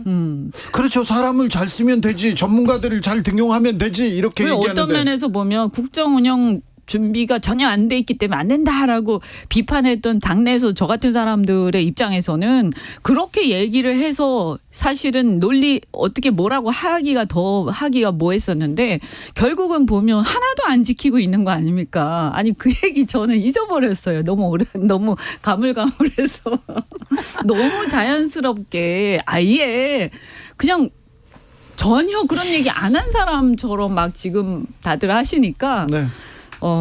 참 그냥 뭐라고 말을 할 말이 없네요. 저는 그 인사를 볼 때마다 차라리 검사 출신을 쓰시지 그런 얘기를 조금 생각을 하게 됩니다. 근데 용산 차출론 계속 나오네요. 용산에서 많이 나온답니까 총선에? 아니 잠깐만 저 이건 좀 안 그래도 물어보고 싶었는데요. 지금 뭐 대통령실에서 부인한다는 거였었잖아요. 지금 얘기가. 네. 근데 아닌 것 같아요. 왜냐하면 9월 14일 날 연합뉴스에서 보도가 하나 나와요. 기사가 여당에서 대통령실에 총선 차출 요청했더니 네. 윤 대통령이 얼마든지 흔쾌히. 근데 왜 또 아니라 그래요? 그러게요.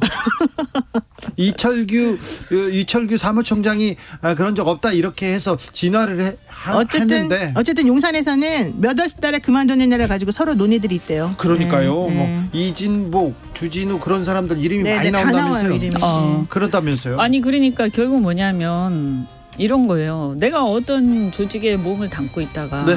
그 조직의 이름을 가지고 국민들한테 표를 달라고 하려면 네. 몸 담고 있을 때 그 조직을 거기서 잘 해가지고 그 이연주, 조직이 되게 좋은 노영이었습니다. 얘기를 감사합니다. 받았어.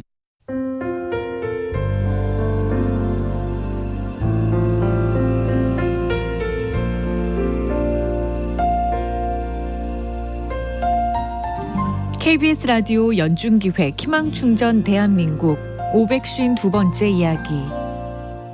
안녕하세요. 아나운서 이현주입니다. 중학교 2학년인 민주는 아빠와 엄마의 건강이 늘 걱정입니다. 몇 해 전 공장에서 작업 도중 손가락 절단 사고를 겪은 아빠. 여러 번의 수술과 검사를 받던 중 신장에 이상까지 발견돼 투석을 이어오고 있는데요. 엄마는 충격으로 인해 체중이 20kg 넘게 줄었고 치아의 절반 이상이 빠져버렸습니다. 게다가 겨울 전까지 집을 비워줘야만 하는 민준의 가족. 결국 빠듯한 생계에 아빠는 아픈 몸을 이끌고 일용직 근무를 다시 시작했습니다.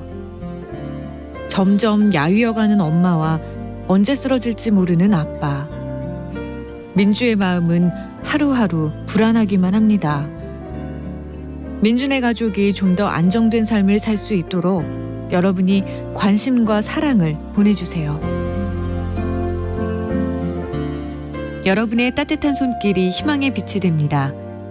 ARS 060-700-1580 060-700-1580 한 통화 3,000원으로 희망을 선물해주세요.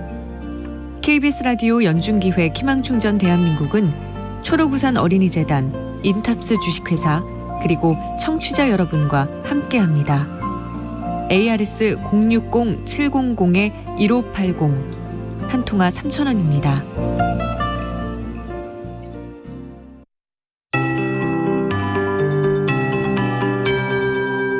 KBS 58분 날씨.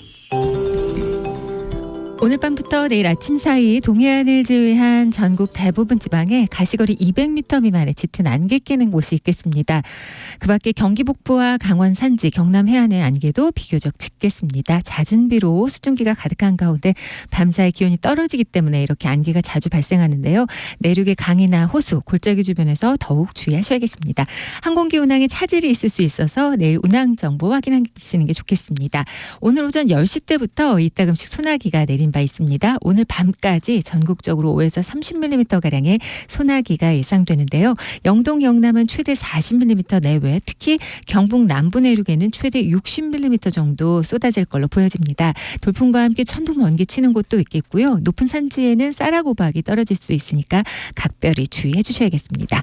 오늘 서울의 낮 기온 28.9도, 대구 32.8도로 대구는 30도 넘어서 좀 더웠습니다. 내일도 남부지방은 30도 안팎으로 다소 덥겠고요.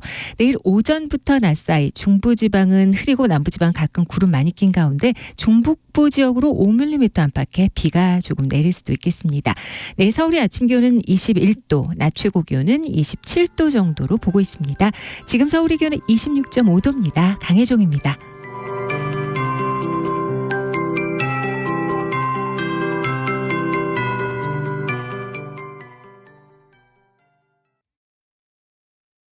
정성을 다하는 국민의 방송 KBS가 6시를 알려드립니다.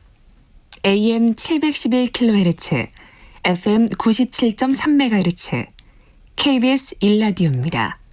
HLKA.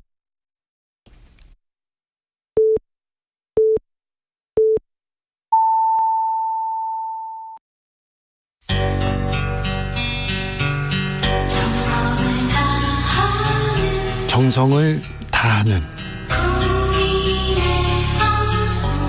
국민의 방송 KBS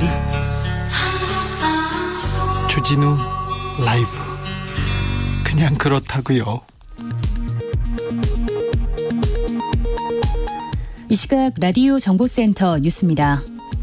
단식 19일차에 병원으로 이송된 더불어민주당 이재명 대표가 최소한의 수액치료 외에는 일체 음식 섭취를 하지 않으며 단식을 이어가기로 했습니다. 더불어민주당은 한덕수 국무총리에 대한 해임 건의안을 국회에 제출하며 윤석열 정부의 내각 총사퇴를 촉구했습니다. 검찰이 백현동 개발특혜 의혹과 쌍방울그룹 대북송금 의혹으로 이재명 더불어민주당 대표에 대해 구속영장을 청구했습니다. 윤석열 대통령이 제78차 유엔 총회 참석을 위해 오늘 오전 미국 뉴욕으로 출국했습니다. 대통령실은 출국 전 확정된 양자회담 일정이 약 30개라며 2030 부산 엑스포 유치를 위해 총력 외교를 펼칠 것이라고 밝혔습니다. 조국 전 법무부 장관의 아들에게 허위 인턴 증명서를 발급해준 혐의로 재판에 넘겨진 더불어민주당 최강욱 의원에게 징역형의 집행유예가 확정됐습니다. 대법원의 판결로 최 의원은 의원직을 상실하게 됐습니다. 지금까지 라디오 정보센터 조진주였습니다. To the Batmobile. Wave of super energy. 주기자의 1분. 오늘 오후 여의도 방송국 오는 길에 군사작전 중인 군인들 여러 번 마주쳤어요. 용산에서도 트럭 뒤에 이렇게 장병들이 타고 이동하는 모습 목격했습니다. 알아보니까요, 10월 1일 국군의 날 행사 앞두고 서울 한강 서울시청 등지에서 군 문화체험 행사 연다고 합니다. 군 체험 행사 하겠다는 국민들 그렇게 많지 않은데, 특별히 군대 갔다 오신 분들 더더욱 이렇게 체험하고 싶어 하지 않는데, 26일 서울에서는요, 대규모 군 시가행진도 계획되어 있습니다. 아주 큰 미사일 대포 막 선보이고요, 땅에는 전차, 하늘에는 헬기 막 날아다닌다고 합니다. 전투기도 다시 등장하고요. 얼마 전에 서울상공에 전투기 가로질르면서 굉장히 놀라신 분들 많은데요. 그런데요, 그 전투기를 보고 서울에서 군인들 마주치고 든든하다고 생각하는 분보다는 불안하다 이렇게 생각하는 분들이 많은 것 같습니다. 저도 좀 그런 편입니다. 압도적 힘에 의한 평화, 공산 세력 물리친 인천 상륙작전 계승 다 좋습니다. 그런데 국방부는요, 최상병 죽음 진상규명이 먼저인 것 같습니다. 신원식 장관 지명자 발언 해명이 우선인 것 같습니다. 윤석열 대통령 한 달간 50여 개국 회담, 기네스북 신청할 것 다 좋습니다. 그런데요, 저는요, 경제에 좀 주력했으면 좋겠습니다. 민생을 좀 더 챙겼으면 좋겠습니다. 주기자 1분이었습니다. John Mayer, Waiting on the World to Change.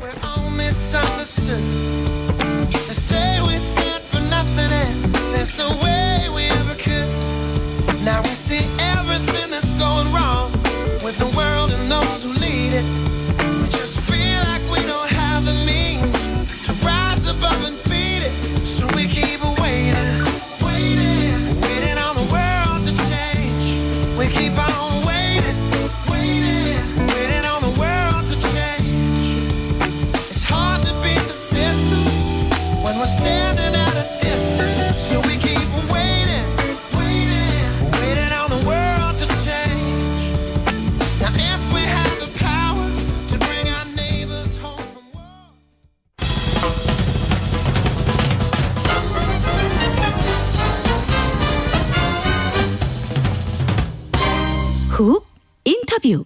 훅 인터뷰 이어갑니다. 월요일인데요, 정치권 뉴스 많았어요. 오늘 오전에 이재명 민주당 대표 병원으로 긴급 이송됐고요. 이송 직후에는 검찰이 구속영장 청구했습니다. 오후엔 민주당 최강욱 의원 집행유예형이 확정되면서 의원직 상실했습니다. 여러 현안들 한번 물어보겠습니다. 박주민 더불어민주당 의원 오셨습니다. 어서 오세요. 네, 안녕하십니까. 네. 단식을 이어갈 수 없는 그런 건강 상태입니까?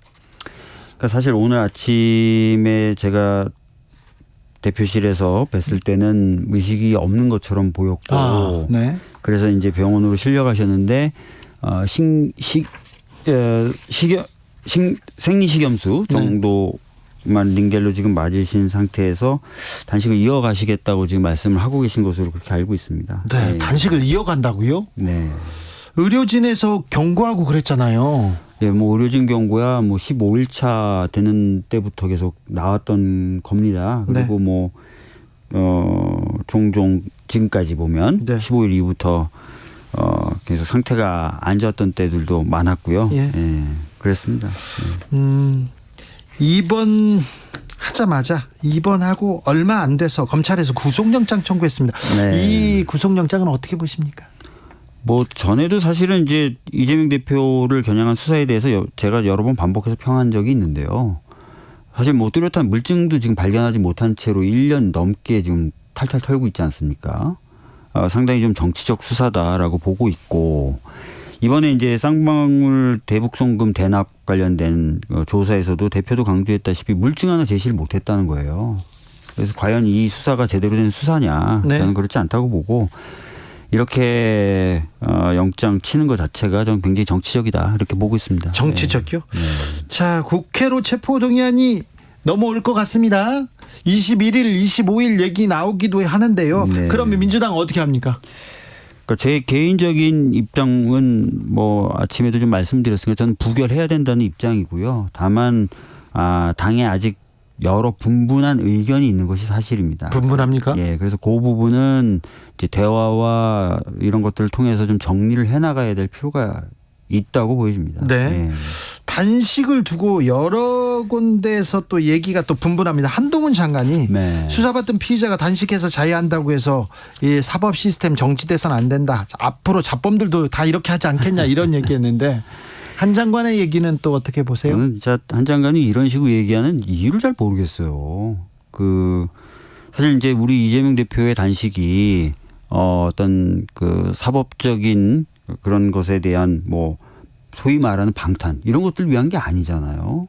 본인도 분명히 그걸 알고 있을 텐데 이런 식으로 표현하는 것 자체가 저는 상당히 좀 모욕적인 표현이다라고 생각을 하고요. 예.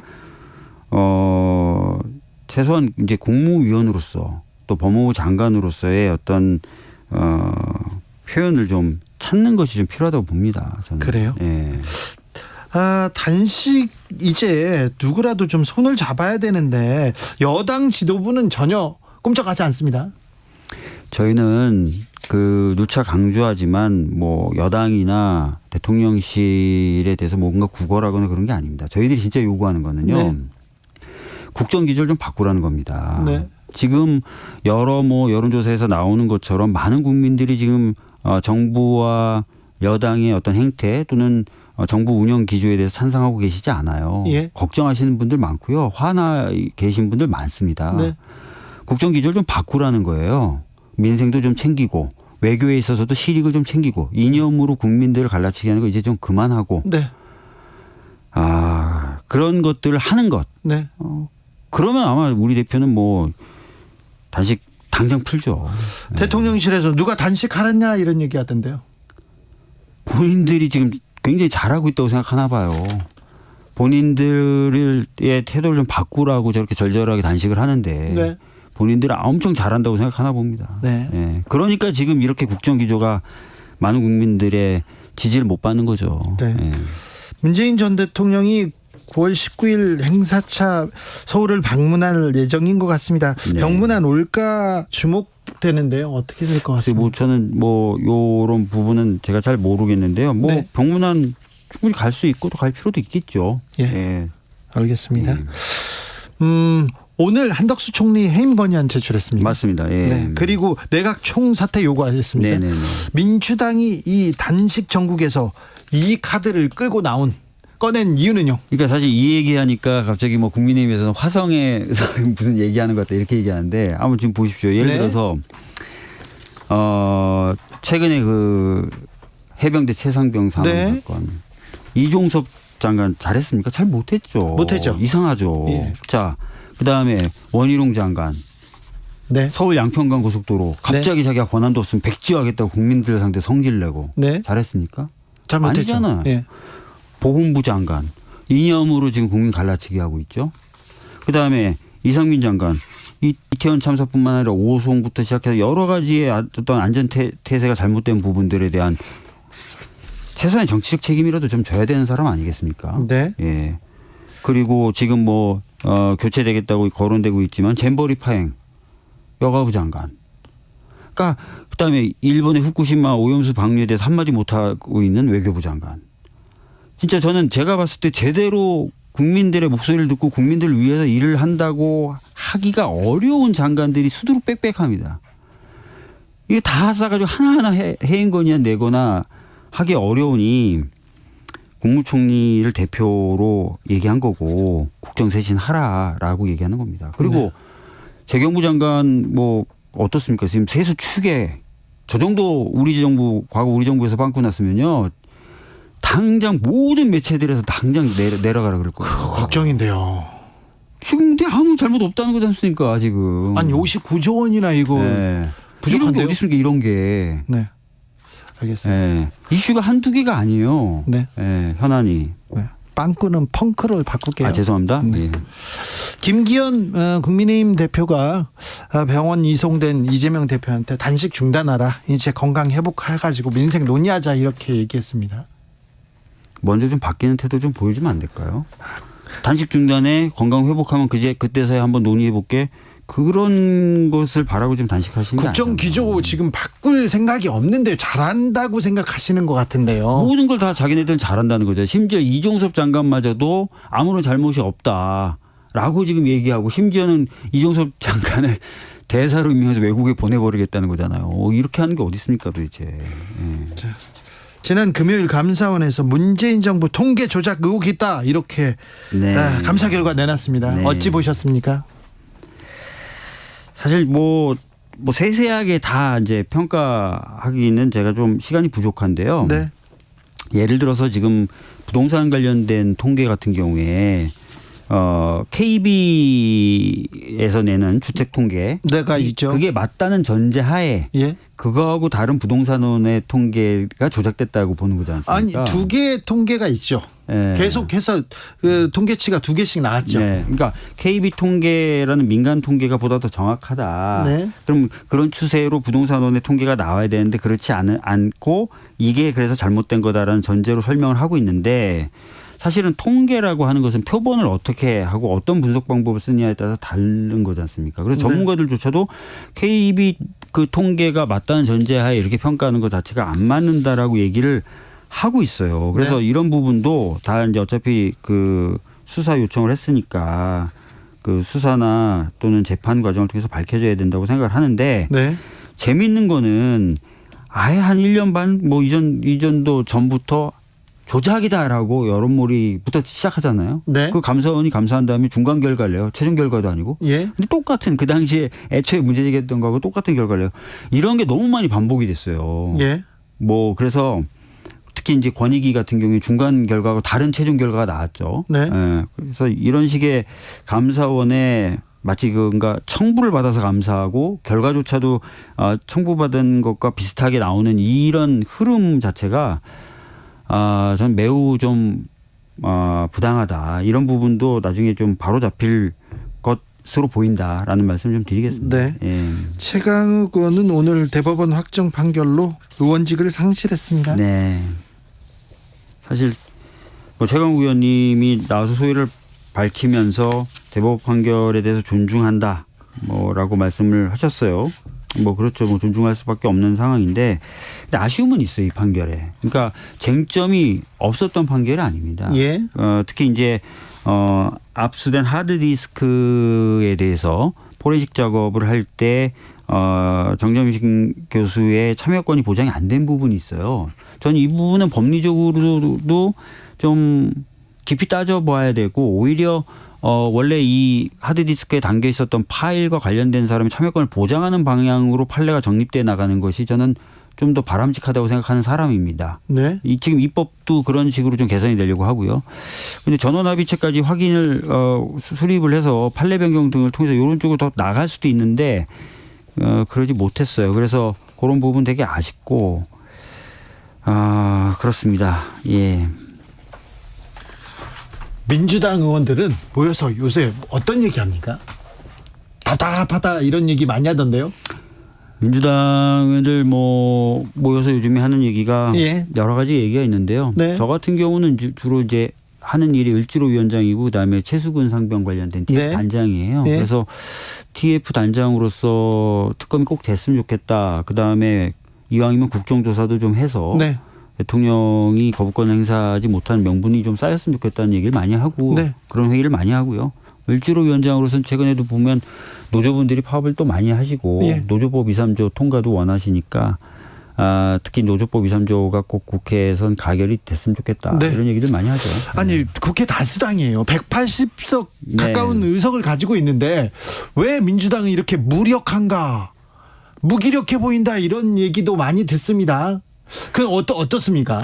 두 가지인 거예요. 네. 하나는 이제 당내에도 여러 의견들이 있잖아요. 네. 그러니까 뭔가 하나를 하려고 해도 그 다양한 의견들을 조율하는 과정이 필요하고 예. 조율되다 보면은 어떤 것들은 좀 하지 않는 쪽으로 결론이 나는 경우들이 있죠. 네. 뭐 그래서 이제 뭔가 너 왜 그런 걸 안 하니 또는 못 하니라고 평가를 받는 부분이 하나 있고 예. 또 하나는 국회라는 게 아시다시피 뭐 의장님이 좀 안건으로 올려주셔야 뭔가 국정조사 같은 경우는요. 뭔가 예. 진행이 된다거나 이런 것들이 있고 또 상임위원장이 절대적 권한을 갖고 있는 부분도 있어서 특정 상임위에서는 논의가 잘 진행되지 않는 부분도 있고 시스템적으로요. 국회.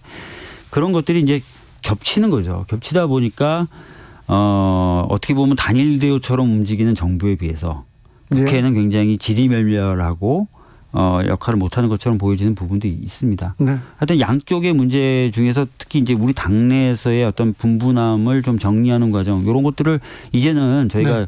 어제 비상의총을 통해서 좀 앞으로 좀 빠른 속도로 좀 정리해 가자고 의견을 모았기 때문에 민주당은 단결이 좀 우선인 것 같아요. 그래서 그런 부분들 저희들이 좀 더 챙기려고 하고 있습니다. 네.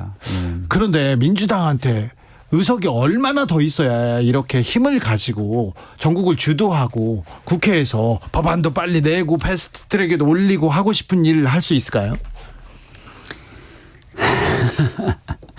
사실 의석수도 뭐 중요하지만 당의 어떤 메커니즘이나 시스템 또 아까 말씀드렸던 대로 의견을 이제 재빨리 좀 조율하는 그런 과정 이런 것들도 중요하죠. 네. 그래서 그런 것들을 아까 말씀드렸던 대로 좀 개선하겠다라고 다들 의지를 모았으니까요. 네. 조금만 지켜보시죠. 네. 네. 조금이 아니라 국민들이 지금 거의 2년째는 아니죠. 1년 넘게 지켜보는데 민주당 좀 더 적극적으로 또 주도적으로 좀 활동했으면 좋겠다 이렇게 얘기하는 분들 민주당 지지자들 많은데요. 민주당 지지자들이 많이 지금 실망하고 있다는 것도 좀 유념해 주십시오. 자, 강서구청장 보궐선거 어떻게 보고 계십니까?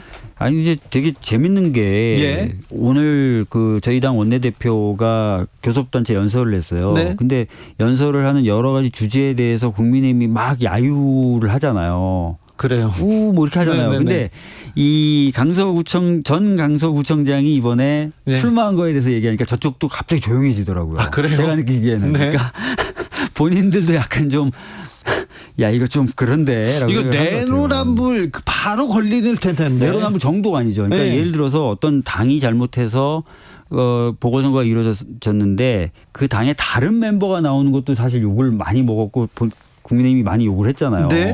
근데 이거는 바로 그 사람을 몇 개월 만에 다시 출마시키는 거지 않습니까? 네. 예, 이거는 본인들도 아휴 참 이거 참 너무하다라는 생각을 좀 하는 것 같아요. 네. 갑자기 조용해지더라고요. 그래요. 네. 네. 오염수. 네. 후쿠시마 오염수 문제가 있었고요. 양평 고속도로 문제가 있고 여러 이슈들이 많았어요. 그리고 그렇죠. 차상병 사건도 있고요. 그렇죠. 왜 이런 사건들 큰 사건들이 나오는데 정치적 큰 사건들이 나오는데 하나같이 해결이 안 되고 이렇게 그냥 지나가지 그렇게 우려하는 국민들도 많아요. 그래서 사실은 뭐 1특검 4국조를 하자 이런 얘기 좀 많이 있었는데 네. 지금 뭐 국정조사 같은 경우에는 의장님이 좀 역할을 해 주셔야 되는 부분이 있어요. 네. 그래서 하여튼 그 부분도 좀 저희가 의장님한테 여러 가지 이야기하는 수위나 이런 것들 당연히 높여나가야 된다고 생각을 하고 네. 저희들이 할 수 있는 거는 저희들 힘만으로 할 수 있는 건 이제 특검 최상병 특검 같은 경우 패트에 태우는 거죠. 네. 그런 것들을 이제 할 겁니다. 네. 합니까? 네. 422님께서 현 정부도 일 못하지만요. 야당도 변하지 못하는 것 좀 안타깝고 답답합니다. 이렇게 얘기합니다. 네. 내각 총사퇴, 총리 해임 이 카드가 효과가 있을까 이렇게 걱정하는 사람들도 있어요. 어떤 의미에서죠? 정부가 어차피 안 받아들일 건데라는 측면이죠. 네. 아마 안 받아들일 거예요. 지금 뭐 본인들은 다 잘하고 있다고 생각을 하고 있으니까요. 네. 그러나 저는 현실은 그렇게 녹록하지 않다고 생각합니다. 네. 아까도 잠깐 시작하기 전에 말씀드렸는데 경제 지표나 상황이 굉장히 안 좋아요. 안 좋아요. 네, 이거를 뭐 이념으로 국민들을 갈라치거나 네. 또 야당 대표에 대한 수사로 눈을 돌리거나 이걸로 안 돼요. 안 되는 상황이 옵니다. 경제 챙겨야 되는데 민생 챙겨야 그러니까요. 되는데 계속 다른 얘기만 해서 답답한데요. 이 민생은 민주당이라도 좀 챙겨줘야 됩니다. 경제 챙겨줘야 됩니다. 저희들은 그걸 하기 위해서 뭐 민생 예산이라든지 민생 법안 지금 리스트 다 어느 정도 정리했고 특히 을지로위원회에서는 몇 가지 법안도 핵심적으로 해서 힘들어하시는 분들이 힘을 좀 낼 수 있게 하려고 하고 있습니다. 네. 네. 자, 당내에서 이재명 대표 단식 이후에 그 의견이 모으는 게 보인다 이런 얘기도 해요. 단합하고 있다. 두 가지인 것 같아요. 네. 그러니까 대표의 단식도 단식인데 예. 확실히 그게 크죠. 근데 또 하나는 이 대표의 단식을 바라보는 여당과 정부의 그 어떻게 보면 이 너무 오만한 조소 냉소 이렇게 볼 수 있죠. 냉소가 네. 또 큰 역할을 하는 것 같습니다. 네. 그래서 자 친명이든 비명이든 대표가 이렇게 고생하고 굶고 있는데 우리가 저기 뭐 체포동의안 뭐 해줄 수 없다 이런 의견은 좀 모여진 것 같아요. 그런데 네. 자 그러면요 결집했어 단합했어요. 그런데 방탄 얘기가 또 나올 거 아니에요. 그래서 아까도 제가 잠깐 시작하기 전에 말씀드렸는데 네.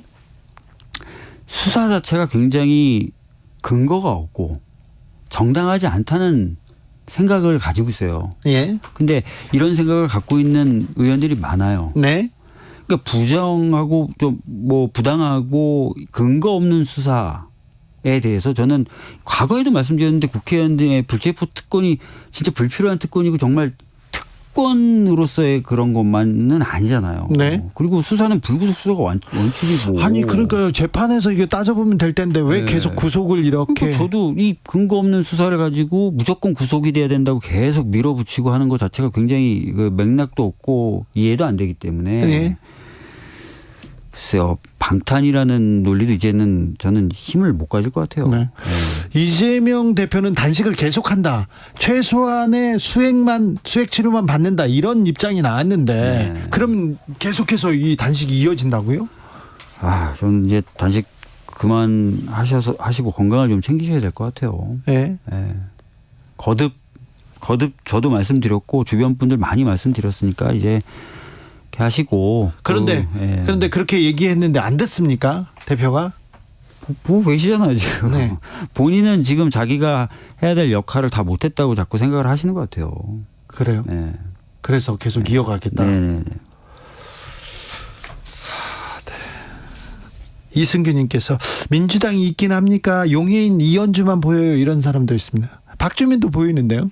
뭐 용해인 의원님이나 이현주 의원님 뭐 열심히 하고 잘하시고 계신 거 응원드리고요. 저희들도 열심히 잘하겠습니다. 네. 그러면 여기까지 들을까요? 예. 더불어민주당 박주민 의원이었습니다. 감사합니다. 예, 감사합니다. 정치 피로, 사건 사고로 인한 피로, 고달픈 일상에서 오는 피로. 오늘 시사하셨습니까? 경험해보세요. 들은 날과 안 들은 날의 차이. 여러분의 피로를 날려줄 저녁 한 끼 시사 추진우 라이브.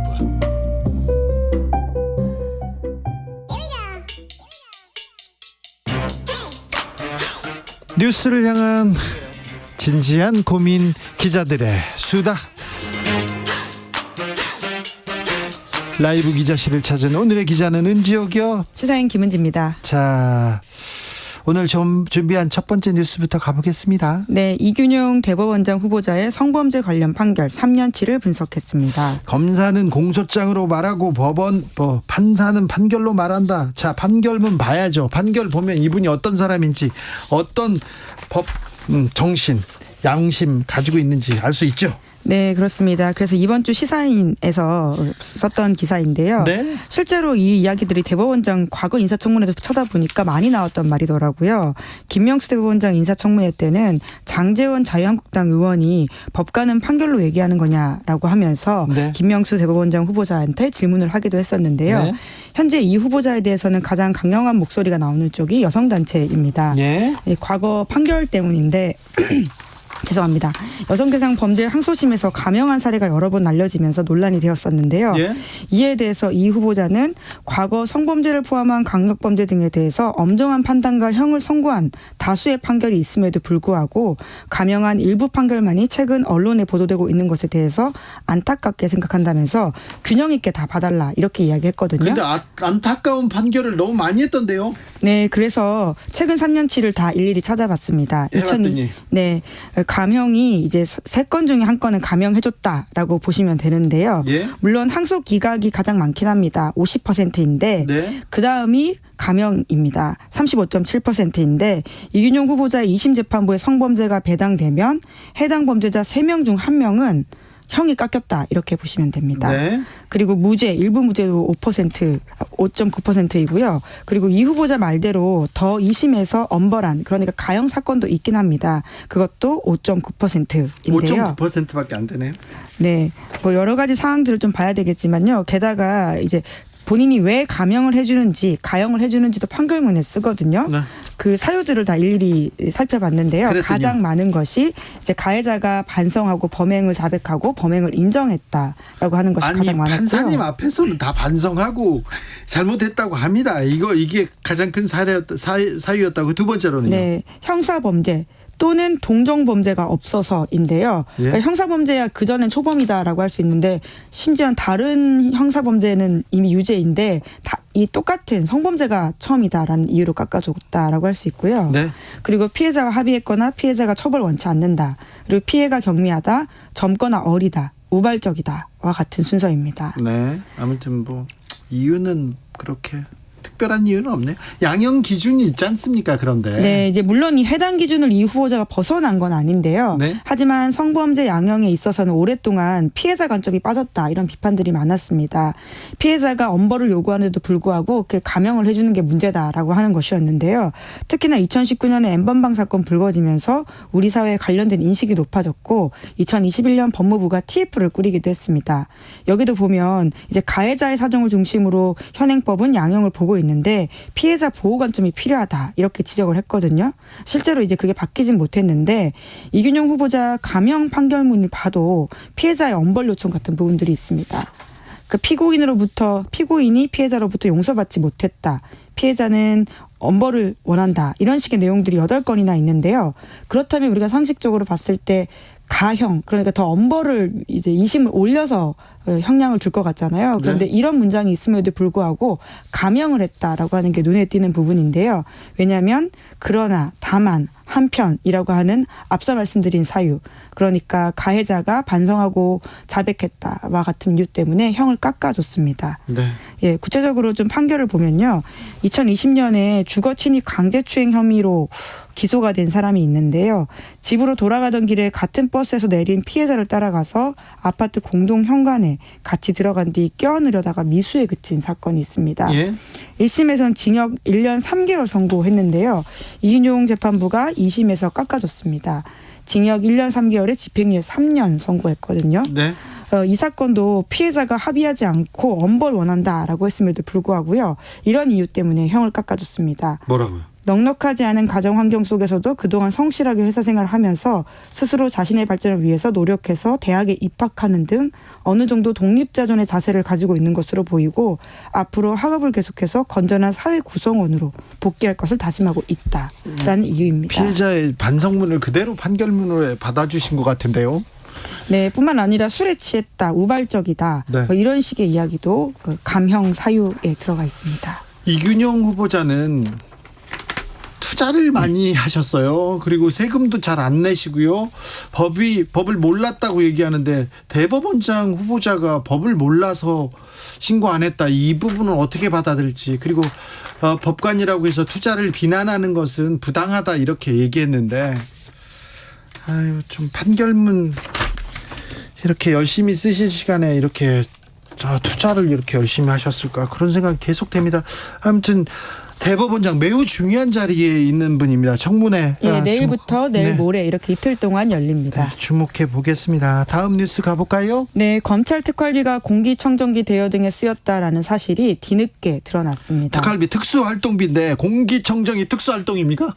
네, 이제 그렇다 보니까 지적이 나오고 있는데요. 네, 공기청정기 특수활동이라고요? 네, 참. 검찰이 이제까지 특수활동비 사용을 기밀 유지가 필요한 수사 등에 써왔다 이렇게 밝힌 바가 있는데 고기 사 먹고 주변 어디 가면 이렇게 봉투 주고 그러면서 회식하고 그런데 다 썼잖아요. 근데 이제 특수활동비 다른 부서에서도 다 그냥 영수증 첨부합니다. 그런데 왜 검찰만 아직도 이렇습니까? 네, 사실 영수증 이제까지 다들 나왔었는데요. 이게 구체적인 증빙 자료 부분을 다 가려가지고 네. 이걸 알 수가 없었거든요. 그런데 우연히 미처 지우지 못한 부분들이 있어가지고 이걸 발견한 이제 공동 취재단이 보도를 한 것인데요. 살펴봅시다.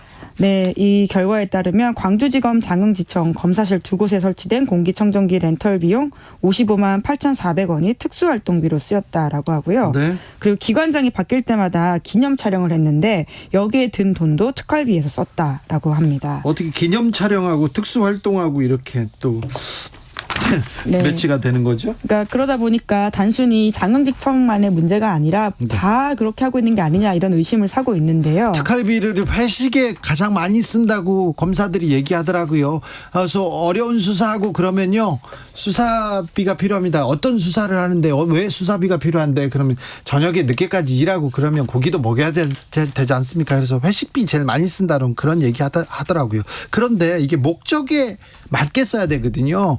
잘못 쓰인 세금은 반납하게 돼 있어요. 네, 그러다 보니까 애초에 이제 장흥지청에서는 공동취재단에 이런 지적이 있자 국고 반납하겠다라고 했다가요. 네. 다시 좀 입장을 번복했다라고 하는데 당시 코로나19 상황이었고 검사실 두 곳의 정상적 운영을 위해서 공기청정기를 설치한 것으로 특활비 집행 목적에 부합한다 이렇게 주장을 했다라고 합니다.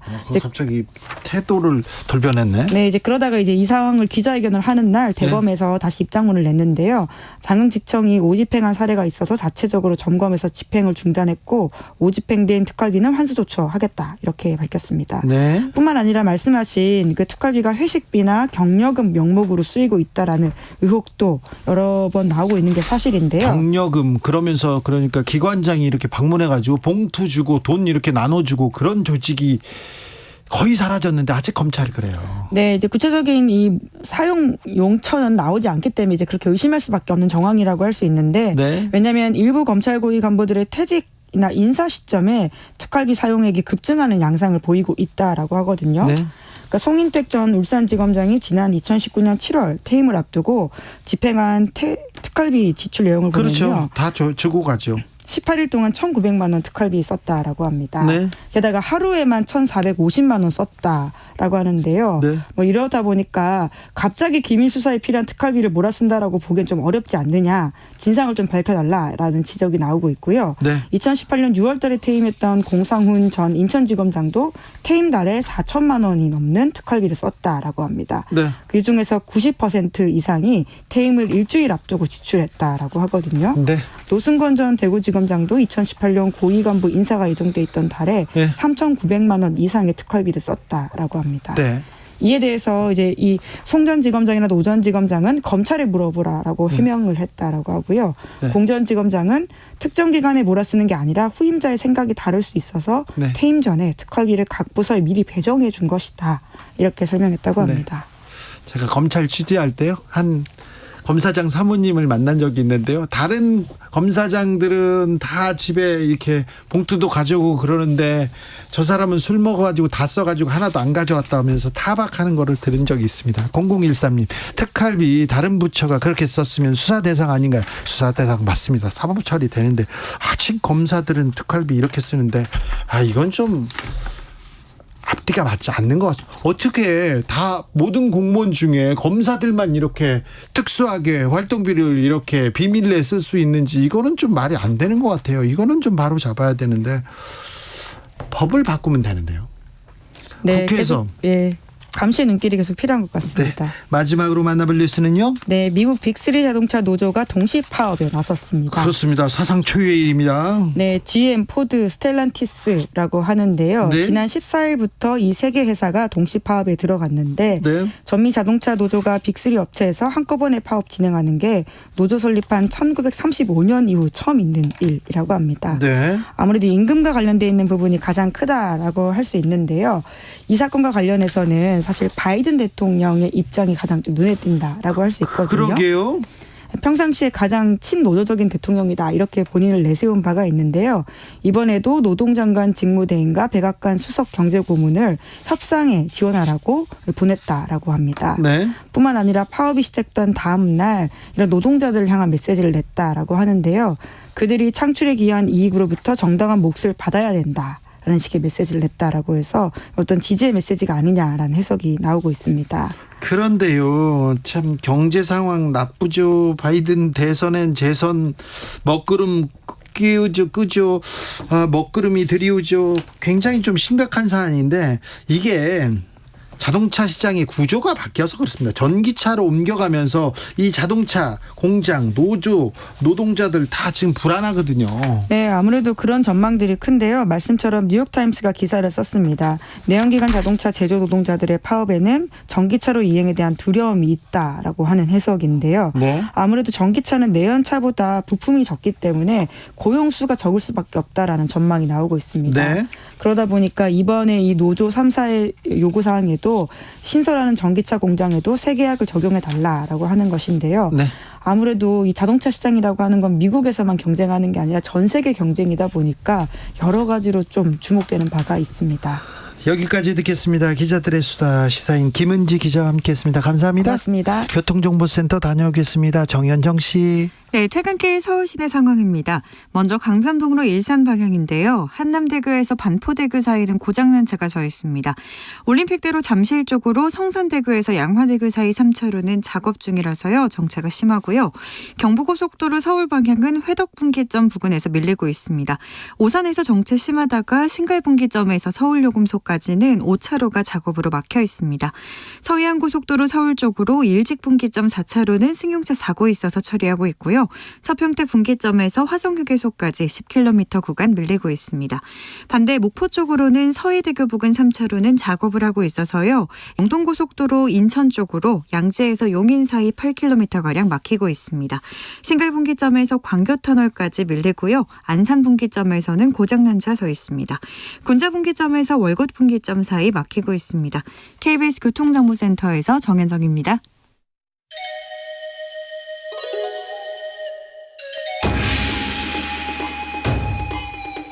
빛보다 빠르게 슉슉, 바람보다 가볍게 슉슉. 경제 공부 술술. 경제를 알아야 인생의 고수가 된다. 경공술. 오늘 주라의 경제 선생님은 LG 경영연구원의 김형주 수석 연구위원입니다. 어서 오십시오, 박사님. 네, 안녕하십니까. 중국 경제 물어보려고 모셨어요. 네. 지금 경제 상황이 어떻습니까? 그냥 그 말고요. 예. LG는 어떻습니까?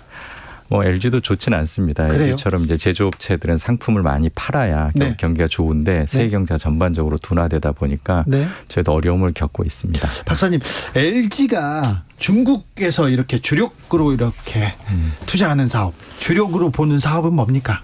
LG 입장에서 이제 중국은 사실 시장이라기보다는 생산지에 가깝습니다. 예. 거기서 뭐 이제 배터리도 만들고 예. 뭐 디스플레이 관련된 뭐 액정 장비 같은 것들 만드는데 예. 이제 그런 것들은 결국 중국에서 만들어 가지고 네. 어디 뭐 유럽이라든지 미국이라든지 판매를 해야 되지 않겠습니까? 네. 근데 요즘 미국, 중국 사이도 좀 많이 안 좋고 예. 그리고 사실 LG가 주로 만드는 제품들은 직접적으로 그 규제에 노출돼 있지는 않은데 예. 그렇다 하더라도 즉 직접 규제 대상이 아니더라도 그 시장에서는 네. 이 미국, 중국 사이가 안 좋을 것 같으면 앞으로 좀 조심해야겠다라는 생각이 확산될 수밖에 없죠. 네. 그리고 또 미국은 그나마 조금 이제 경제가 버텨주고 있는데 예. 유럽이라든지 아니면 다른 신흥국들이 전반적으로 안 좋기 때문에 네. LG뿐만 아니라 한국의 제조업체들은 요즘 굉장히 어려운 시간들을 보내고 있습니다. 중국이 성장하면서 고속 성장하면서 우리도 수혜를 좀 받잖아요. 많이 받죠. 최근 한 20년간. 네. 그런데 최근에 중국의 경제 성장률이 한 4%도 어려울 것이다 얘기하는데 중국 경제 성장률 4%다. 이거는 어떤 의미입니까? 이제 처음에 경제가 굉장히 규모가 작을 때는 네. 사실 빠른 성장이 가능합니다. 예를 들어 네. 국민소득이 한 1,000불이었다 그러면 1,000불에서 1,100불, 1,200불을 만들기 쉽거든요. 네. 그럴 때는 뭐 두 자릿수 경제 성장률을 쉽게 할 수 있죠. 근데 네. 경제 규모가 커지면 네. 경제 성장률이 점점 낮아지는 건 낮아지죠. 당연한 건데 네. 과연 지금 중국이 4% 정도의 성장률을 보일 만큼 충분히 커진 건가? 예. 이거를 좀 생각해 봐야 됩니다. 네. 왜냐하면 이제 우리나라는 그 정도 지금 중국이 한 12,000불, 13,000불 정도 되는데 그때 우리나라라든지 다른 나라들은 보통 6%, 8% 성장을 했었거든요. 예. 그럼 중국도 지금쯤은 그 정도를 해줘야 되는데 네. 이제 서방의 경제학자들 기준에서 보면 중국이 벌써 이 4%대 얘기가 나오는 거는 경제 위기 아니냐? 예, 너무 빨리 이게 활력을 잃는 거 아니냐라는 네. 이야기를 할 수 있는 거죠. 지금 부동산발 위기 계속 나오고 중국발 리먼 사태다 얘기 나오는데 중국 경제 위기로 볼 수 있습니까? 아닙니까? 박사님 어떻게 보세요? 저는 아니라고 생각을 합니다. 네. 예, 왜냐하면 앞서서도 제가 이게 서방 경제학자의 시선이라는 말씀을 드렸는데 네. 이게 서방에서 뭐 우리나라를 비롯한 그러니까 즉 시장 기반의 경제에서는 어떤 경제가 서로의 어떤 주고받는 밀고 당기는 거에 의해서 결정이 되죠. 그리고 거기에서 사람의 어떤 이기심, 탐욕 이런 굉장히 중요한 역할을 하는데 네. 그 중국 같은 사회주의는 그렇지 않습니다. 특히 요즘 중국은 이제 시진핑 1인 체제로 더 고착화되고 있지 않습니까? 네. 그럴 경우에는 결국 중국 정부가 어느 방향을 원하는지가 훨씬 더 중요하고 네. 지금 중국 정부가 판단하기에는 중국 경제가 맞이하고 있는 여러 현상이 좀 구조적인 문제를 조정해야 될 시기다라고 생각하는 것 같습니다. 즉 물론 부작용은 어쩔 수 없겠죠. 경제가 둔화되고 성장률이 내려가고 이런 것들은 어쩔 수 없지만 그거를 괜히 바로 잡으려다가 즉 이제 다시 경기 부양을 하려다가 서방 국가들이 경험했던 양극화라든지 이런 부작용을 자기들도 겪게 되는 것 아니냐라는 인식을 하고 있는 것 같고 즉 4% 정도의 성장률이 어쩔 수 없는 성장률이다라고 보면 이건 굉장히 힘든 문제일 수 있지만 중국 정부가 어느 정도 감내하고 각오한 숫자라고 본다면 장기적으로 4% 성장률 유지한다면 오히려 몇 년 한 6% 하다가 갑자기 1, 2%로 내려가는 것보다는 더 낫지 않겠습니까? 네. 중국 정부는 지금 그런 부분을 테스트하고 있는 기간인 것 같습니다. 시진핑 주석이 중국 경제기 부동산 위기 단번에 제압할 수도 있는데 지금 관망하고 있는 것 같다. 그러니까 그렇게 큰 걱정은 안 해도 된다 이렇게 얘기하는 사람들이 있고요. 시진핑이 지금 중국 경제 위기 그냥 손을 놓고 있어서 책임져야 된다 이렇게 얘기하는 사람도 좀 있는 것 같아요. 예, 우리 그 초등학교 작은 반 하나만 해도 담임 선생님이나 반장이 완전히 통제하는 게 어렵지 않습니까? 네. 근데 그 10몇 억씩 하는 인구의 큰 나라를 한 사람이 그렇게 하긴 어렵죠. 네. 물론 이제 서양처럼 그러니까 우리나 미국이나 유럽처럼 이 민주주의 국가에서는 모든 유권자들의 의사를 다 반영해야 되니까 시간도 걸리고 좀 복잡할 수도 있고 거기에 비해서 조금 더 의사결정이 빠를 수는 있습니다. 그럴 수는 있지만 지금 중국 정부가 모든 걸 다 할 수 있다라고 보는 거는 저는 이제 동의하기 어렵고 물론 플라톤이라든지 이런 사람들이 이제 철인 정치 이야기를 하지 않습니까? 그건 이제 굉장히 유능한 사람이 굉장히 뛰어난 도덕성까지 갖췄을 때 가능한 건데 지금 중국 정부를 그렇게 판단할 수 있을까? 그거는 좀 어렵다고 봅니다. 그리고 요즘 이제 중국 정부 위기론 나오는 게 결국 부동산 위기가 금융권으로 확산되느냐를 놓고 이제 서로 판단이 엇갈리는 건데요. 그 부분에 있어서는 근데 물론 저는 약간 낙관론을 믿는 편입니다. 왜냐하면 중국은 우리나 미국에 비해서 훨씬 더 관치를 오래 해왔고 또 관치의 부작용보다는 관치의 효율성을 많이 살려왔기 때문에 그런 부동산에서 발생한 위기를 신탁이라든지 또는 지방의 그런 법인이나 이 기금으로 확산되는 걸 막는 데 있어서는 더 효과적으로 움직일 거라는 점에서 그쪽을 걱정하진 않지만 그런 과도한 자신감이나 노력이 오히려 중국 경제의 효율성을 떨어뜨리고 또 중국 경제가 그동안 지난 한 20년 동안 발전해온 가장 큰 원동력이 세계 경제와 서로 연결되어 있으면서 그 개방의 효과를 누린 건데 그거를 이제 미국이나 유럽 핑계 대면서 스스로 자꾸 문을 닫아버리려고 하는 게 저는 오히려 중국 경제에 더 큰 문제점이 되지 않을까 걱정하고 있습니다.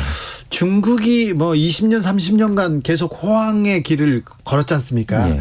앞으로 그 정도의 고고도 성장은 가지 않겠지만 그래도 그렇게 걱정할 필요는 없다. 이렇게 제가 들은 것 같 이해했는데 제 이해가 맞습니까? 그거보다는 조금 더 비관적으로 봐주시면 좋겠습니다. 어떻게 해요? 왜냐하면 이제 저는 중국 경제가 뭐 문제 없을 거다라고 전혀 생각하지 않고 네. 오히려 중국 경제를 좀 걱정하는 입장입니다. 저 연구원 내에도 다양한 이제 목소리들이 있는데요.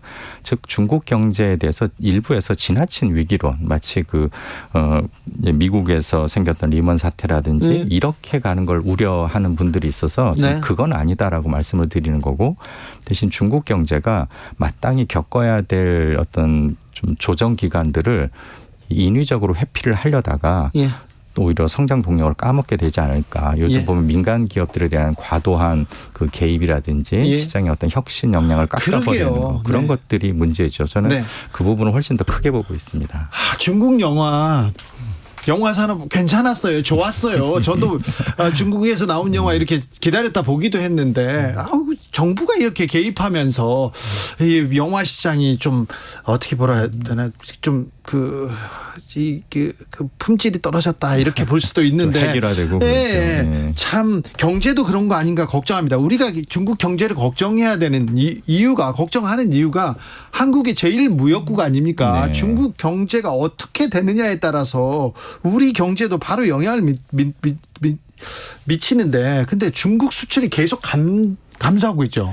우리나라의 대중 수출은 좀 둔화되고 있죠. 근데 우리나라뿐만이 아니라 요즘 이제 중국을 중심으로 한 이제 글로벌 공급망 자체가 좀 정체되면서 중국과의 교역이 전반적으로 좀 줄어들고 있습니다.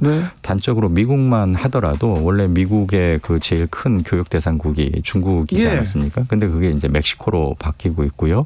뭔가 이제 그런 식의 좀 구조적인 변화들이 나타나고 있고, 근데 우리가 이거를 계속 좀 비관적으로만 볼 건가? 저는 좀 다르게 생각하는데 지난 한 10여 년 동안 국제경제학을 공부한 사람들이 계속 받았던 질문이 우리나라의 대중무역 의존도가 너무 높은 것 아니냐, 이런 비판을 많이 받았습니다. 근데 그게 이제 계속 둔화되고 있으니까 그 질문을 던졌던 분들의 기준으로 본다면 오히려 대중무역 의존도가 개선되고 있는 것이죠. 그리고 중국 경제라고 하는 게 항상 한국과의 거리가 일정할 수는 없거든요. 중국이 우리를 계속 따라오고 있기 때문에, 그러면 이제 거리가 한 100m쯤 떨어져 있을 때 우리와 관계와 50m 정도 떨어져 있을 때 관계는 다를 수밖에 없습니다. 그래서 이제는 우리 이제 대중교역 의존도를 뭐 인도라든지 베트남이라든지 인도네시아 같은 다른 나라로 다각화하는 게 필요하고, 이게 아마 가만히 있었으면 쉽지 않았을 텐데 최근에 이런 중국 경제의 변화가 그런 어떤 기업들의 움직임을 좀 자의반 타의반으로 더 가속화시킨 것 같습니다. 유커는 돌아옵니까? 돌아오고 있는 것 같아요. 엘리베이터에서 중국말 많이 들립니다. 그게 조금 다른 게 있다면 예전에는 중국의 중산층들까지도 많이 한국으로 왔던 것 같습니다. 요즘 중국 분위기는 이제 유커들에 나가는 거를 막지는 않지만 과거보다는 조금 더 고소득층들이 이제 나오는 것 같고, 특히 중국 경제가 요즘 내수가 굉장히 어렵거든요. 그리고 어느 나라나 그렇지만 경제가 불확실성이 커지면 일단 소비를 줄이고 저축을 늘립니다. 근데 지금 중국에서 나타나는 게 딱 그런 양상입니다. 즉 중국의 경제 주체들도 지금 중국 경제 상황의 미래를 과거처럼 무조건 낙관이 아니라 조금 더 신중하게 살펴봐야겠다라고 생각을 하고, 그러다 보니까 이제 해외여행이나 이런 걸 나가는 사람들도 예전보다는 훨씬 더 여유 있는 사람들이 나가는 것이죠. 그리고 또 한 가지, 이제 한국은 약간 좀 긍정적인 효과일 수도 있겠는데 일본과 중국이 좀 안 좋지 않습니까? 그러다 보니까 중국의 해외로 나가는 관광객들도 일본이나 동남아 관광객들이 좀 과거보다 줄고, 즉 코로나 이전보다 좀 줄고, 그 반사 효과로 한국으로 오는 중국 관광객들이 조금 늘고 있는 것 같습니다. 그런데 예전에 비해서 예전에 유커가 한창 올 때보다 지금 턱없이 미치지 못하거든요. 그리고 한국 관광객들도 중국 안 가요. 이제는 한국은 안 가는 거죠. 중국은 좀 못 오는 거고. 안 가는 것도, 가는 게 좀 까다로워져가지고 비자 문제가 그래서 못 가는 것도 있죠. 그렇죠. 근데 아무튼 이 유커들이 와야 우리 경제가 산다. 이렇게 주장하는 분들 상인들은 정말 많거든요. 그러니까 우리가 과거의 방식을 계속 고집하려면 네. 그 얘기를 뭐 맞다고 볼 수도 있죠. 근데 네. 그 말은 다르게 생각을 하면 우리가 한때 뭐 철강이라든지 중공업 위주로 경제를 계속 끌어오지 않았습니까? 네. 그때 분명히 그걸 쉽다고 느끼는 기업들이 많았을 거예요. 네. 근데 그렇다 그래서 계속 거기 머물러 있었다면 요즘 같은 뭐 한류라든지 BTS 이런 거 불가능하지 않았겠습니까? 네. 그래서 이제 유커들이 왔을 때 물론 쉬웠겠지만 이제는 그들을 대신할 만한 이제 다른 또 관광객들을 끌어들일 수 있는 그런 매력 포인트를 찾는 게 네. 한국 관광업계의 숙제이고 또 그래야 우리 업계가 지속 가능할 것 같습니다. 중국과 북한의 경제적인 밀착은 어떻게 보십니까? 한미일이 이렇게 지금 계속해서 가까이 지금 밀착하면서 북중러 이렇게 대립구도가 이렇게 섰어요. 예. 지금 북한과 중국은 뭐 비행기도 다니기 시작하고 열차도 많이 다닌다는 얘기 하는데 어떻습니까?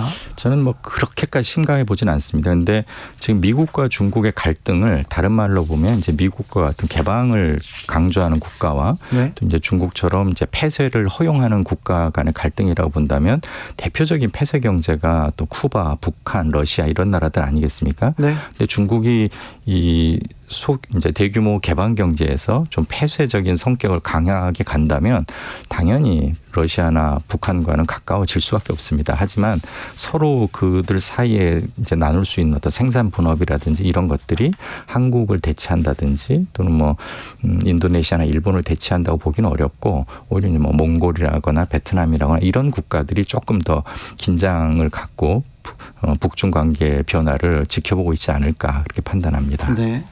G20 정상회담 이후에 미국의 1대1로라는 계획이 조금 나왔어요.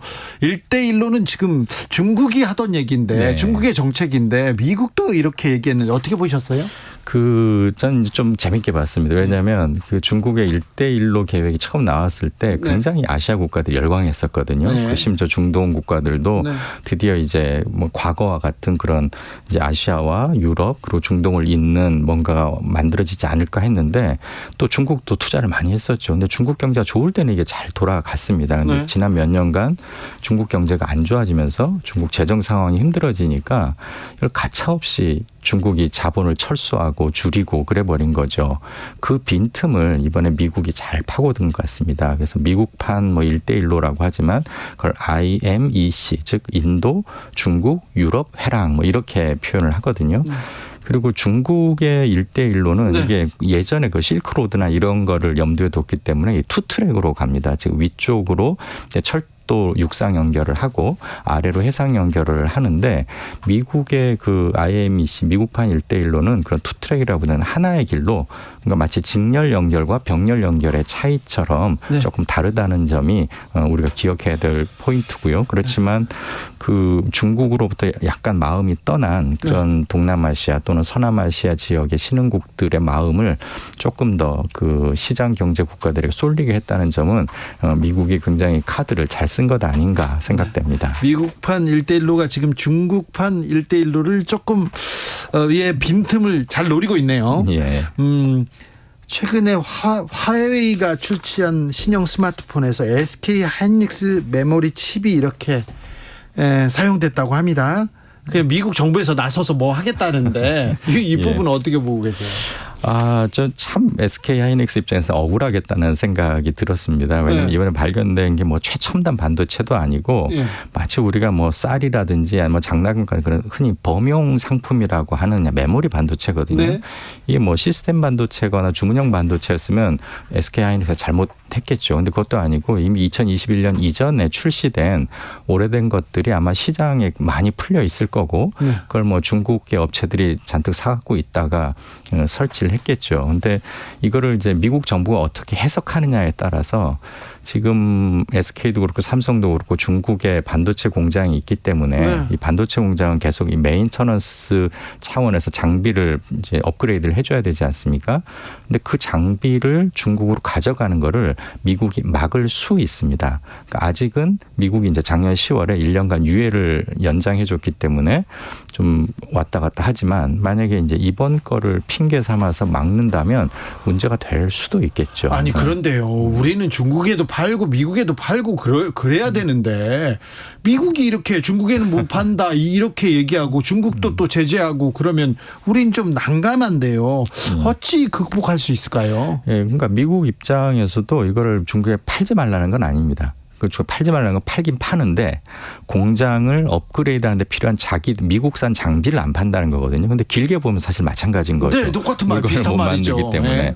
그래서 그 미국과 중국 사이에서 우리 입장이 굉장히 애매하긴 합니다만 근데 이건 이제 요즘 기업 외교라는 말을 쓰거든요. 네. 기업이 각국 정부에게 좀 그 의견을 보내고 그래서 정책을 바꾸도록 하는 게 중요해지고 있는데 이번 SK가 그 부분을 좀 잘 해 나간다면 오히려 좀 전화위복의 계기가 될 수도 있을 것 같습니다. 정부에서 이럴 때 좀 외교 채널을 가동하고 능력을 보여줘야죠, 조금. 아마 뭐 산업통상부에서도 열심히 하고 있지 않을까 생각합니다. 네. 요소수 대란 걱정한다 이런 그 시민들 많습니다. 어찌 보시는지요? 아마 이제 재작년 사건 때문에 그럴 텐데요. 네. 그때는 이게 농업용 요소수와 산업용 요소수를 좀 헷갈리는 바람에 그런 문제가 생겼던 건데 그 후로 여러 가지 이제 채널들이 좀 정비가 돼서 이번에는 이제 문제가 된 게 농업용 요소수입니다. 그러니까 농업용 요소인 거죠. 예. 근데 농업용 요소인데 그건 이제 비료용이기 때문에 전 세계 어디선 들어오는 거고 네. 산업용 요소는 아직은 여유가 있고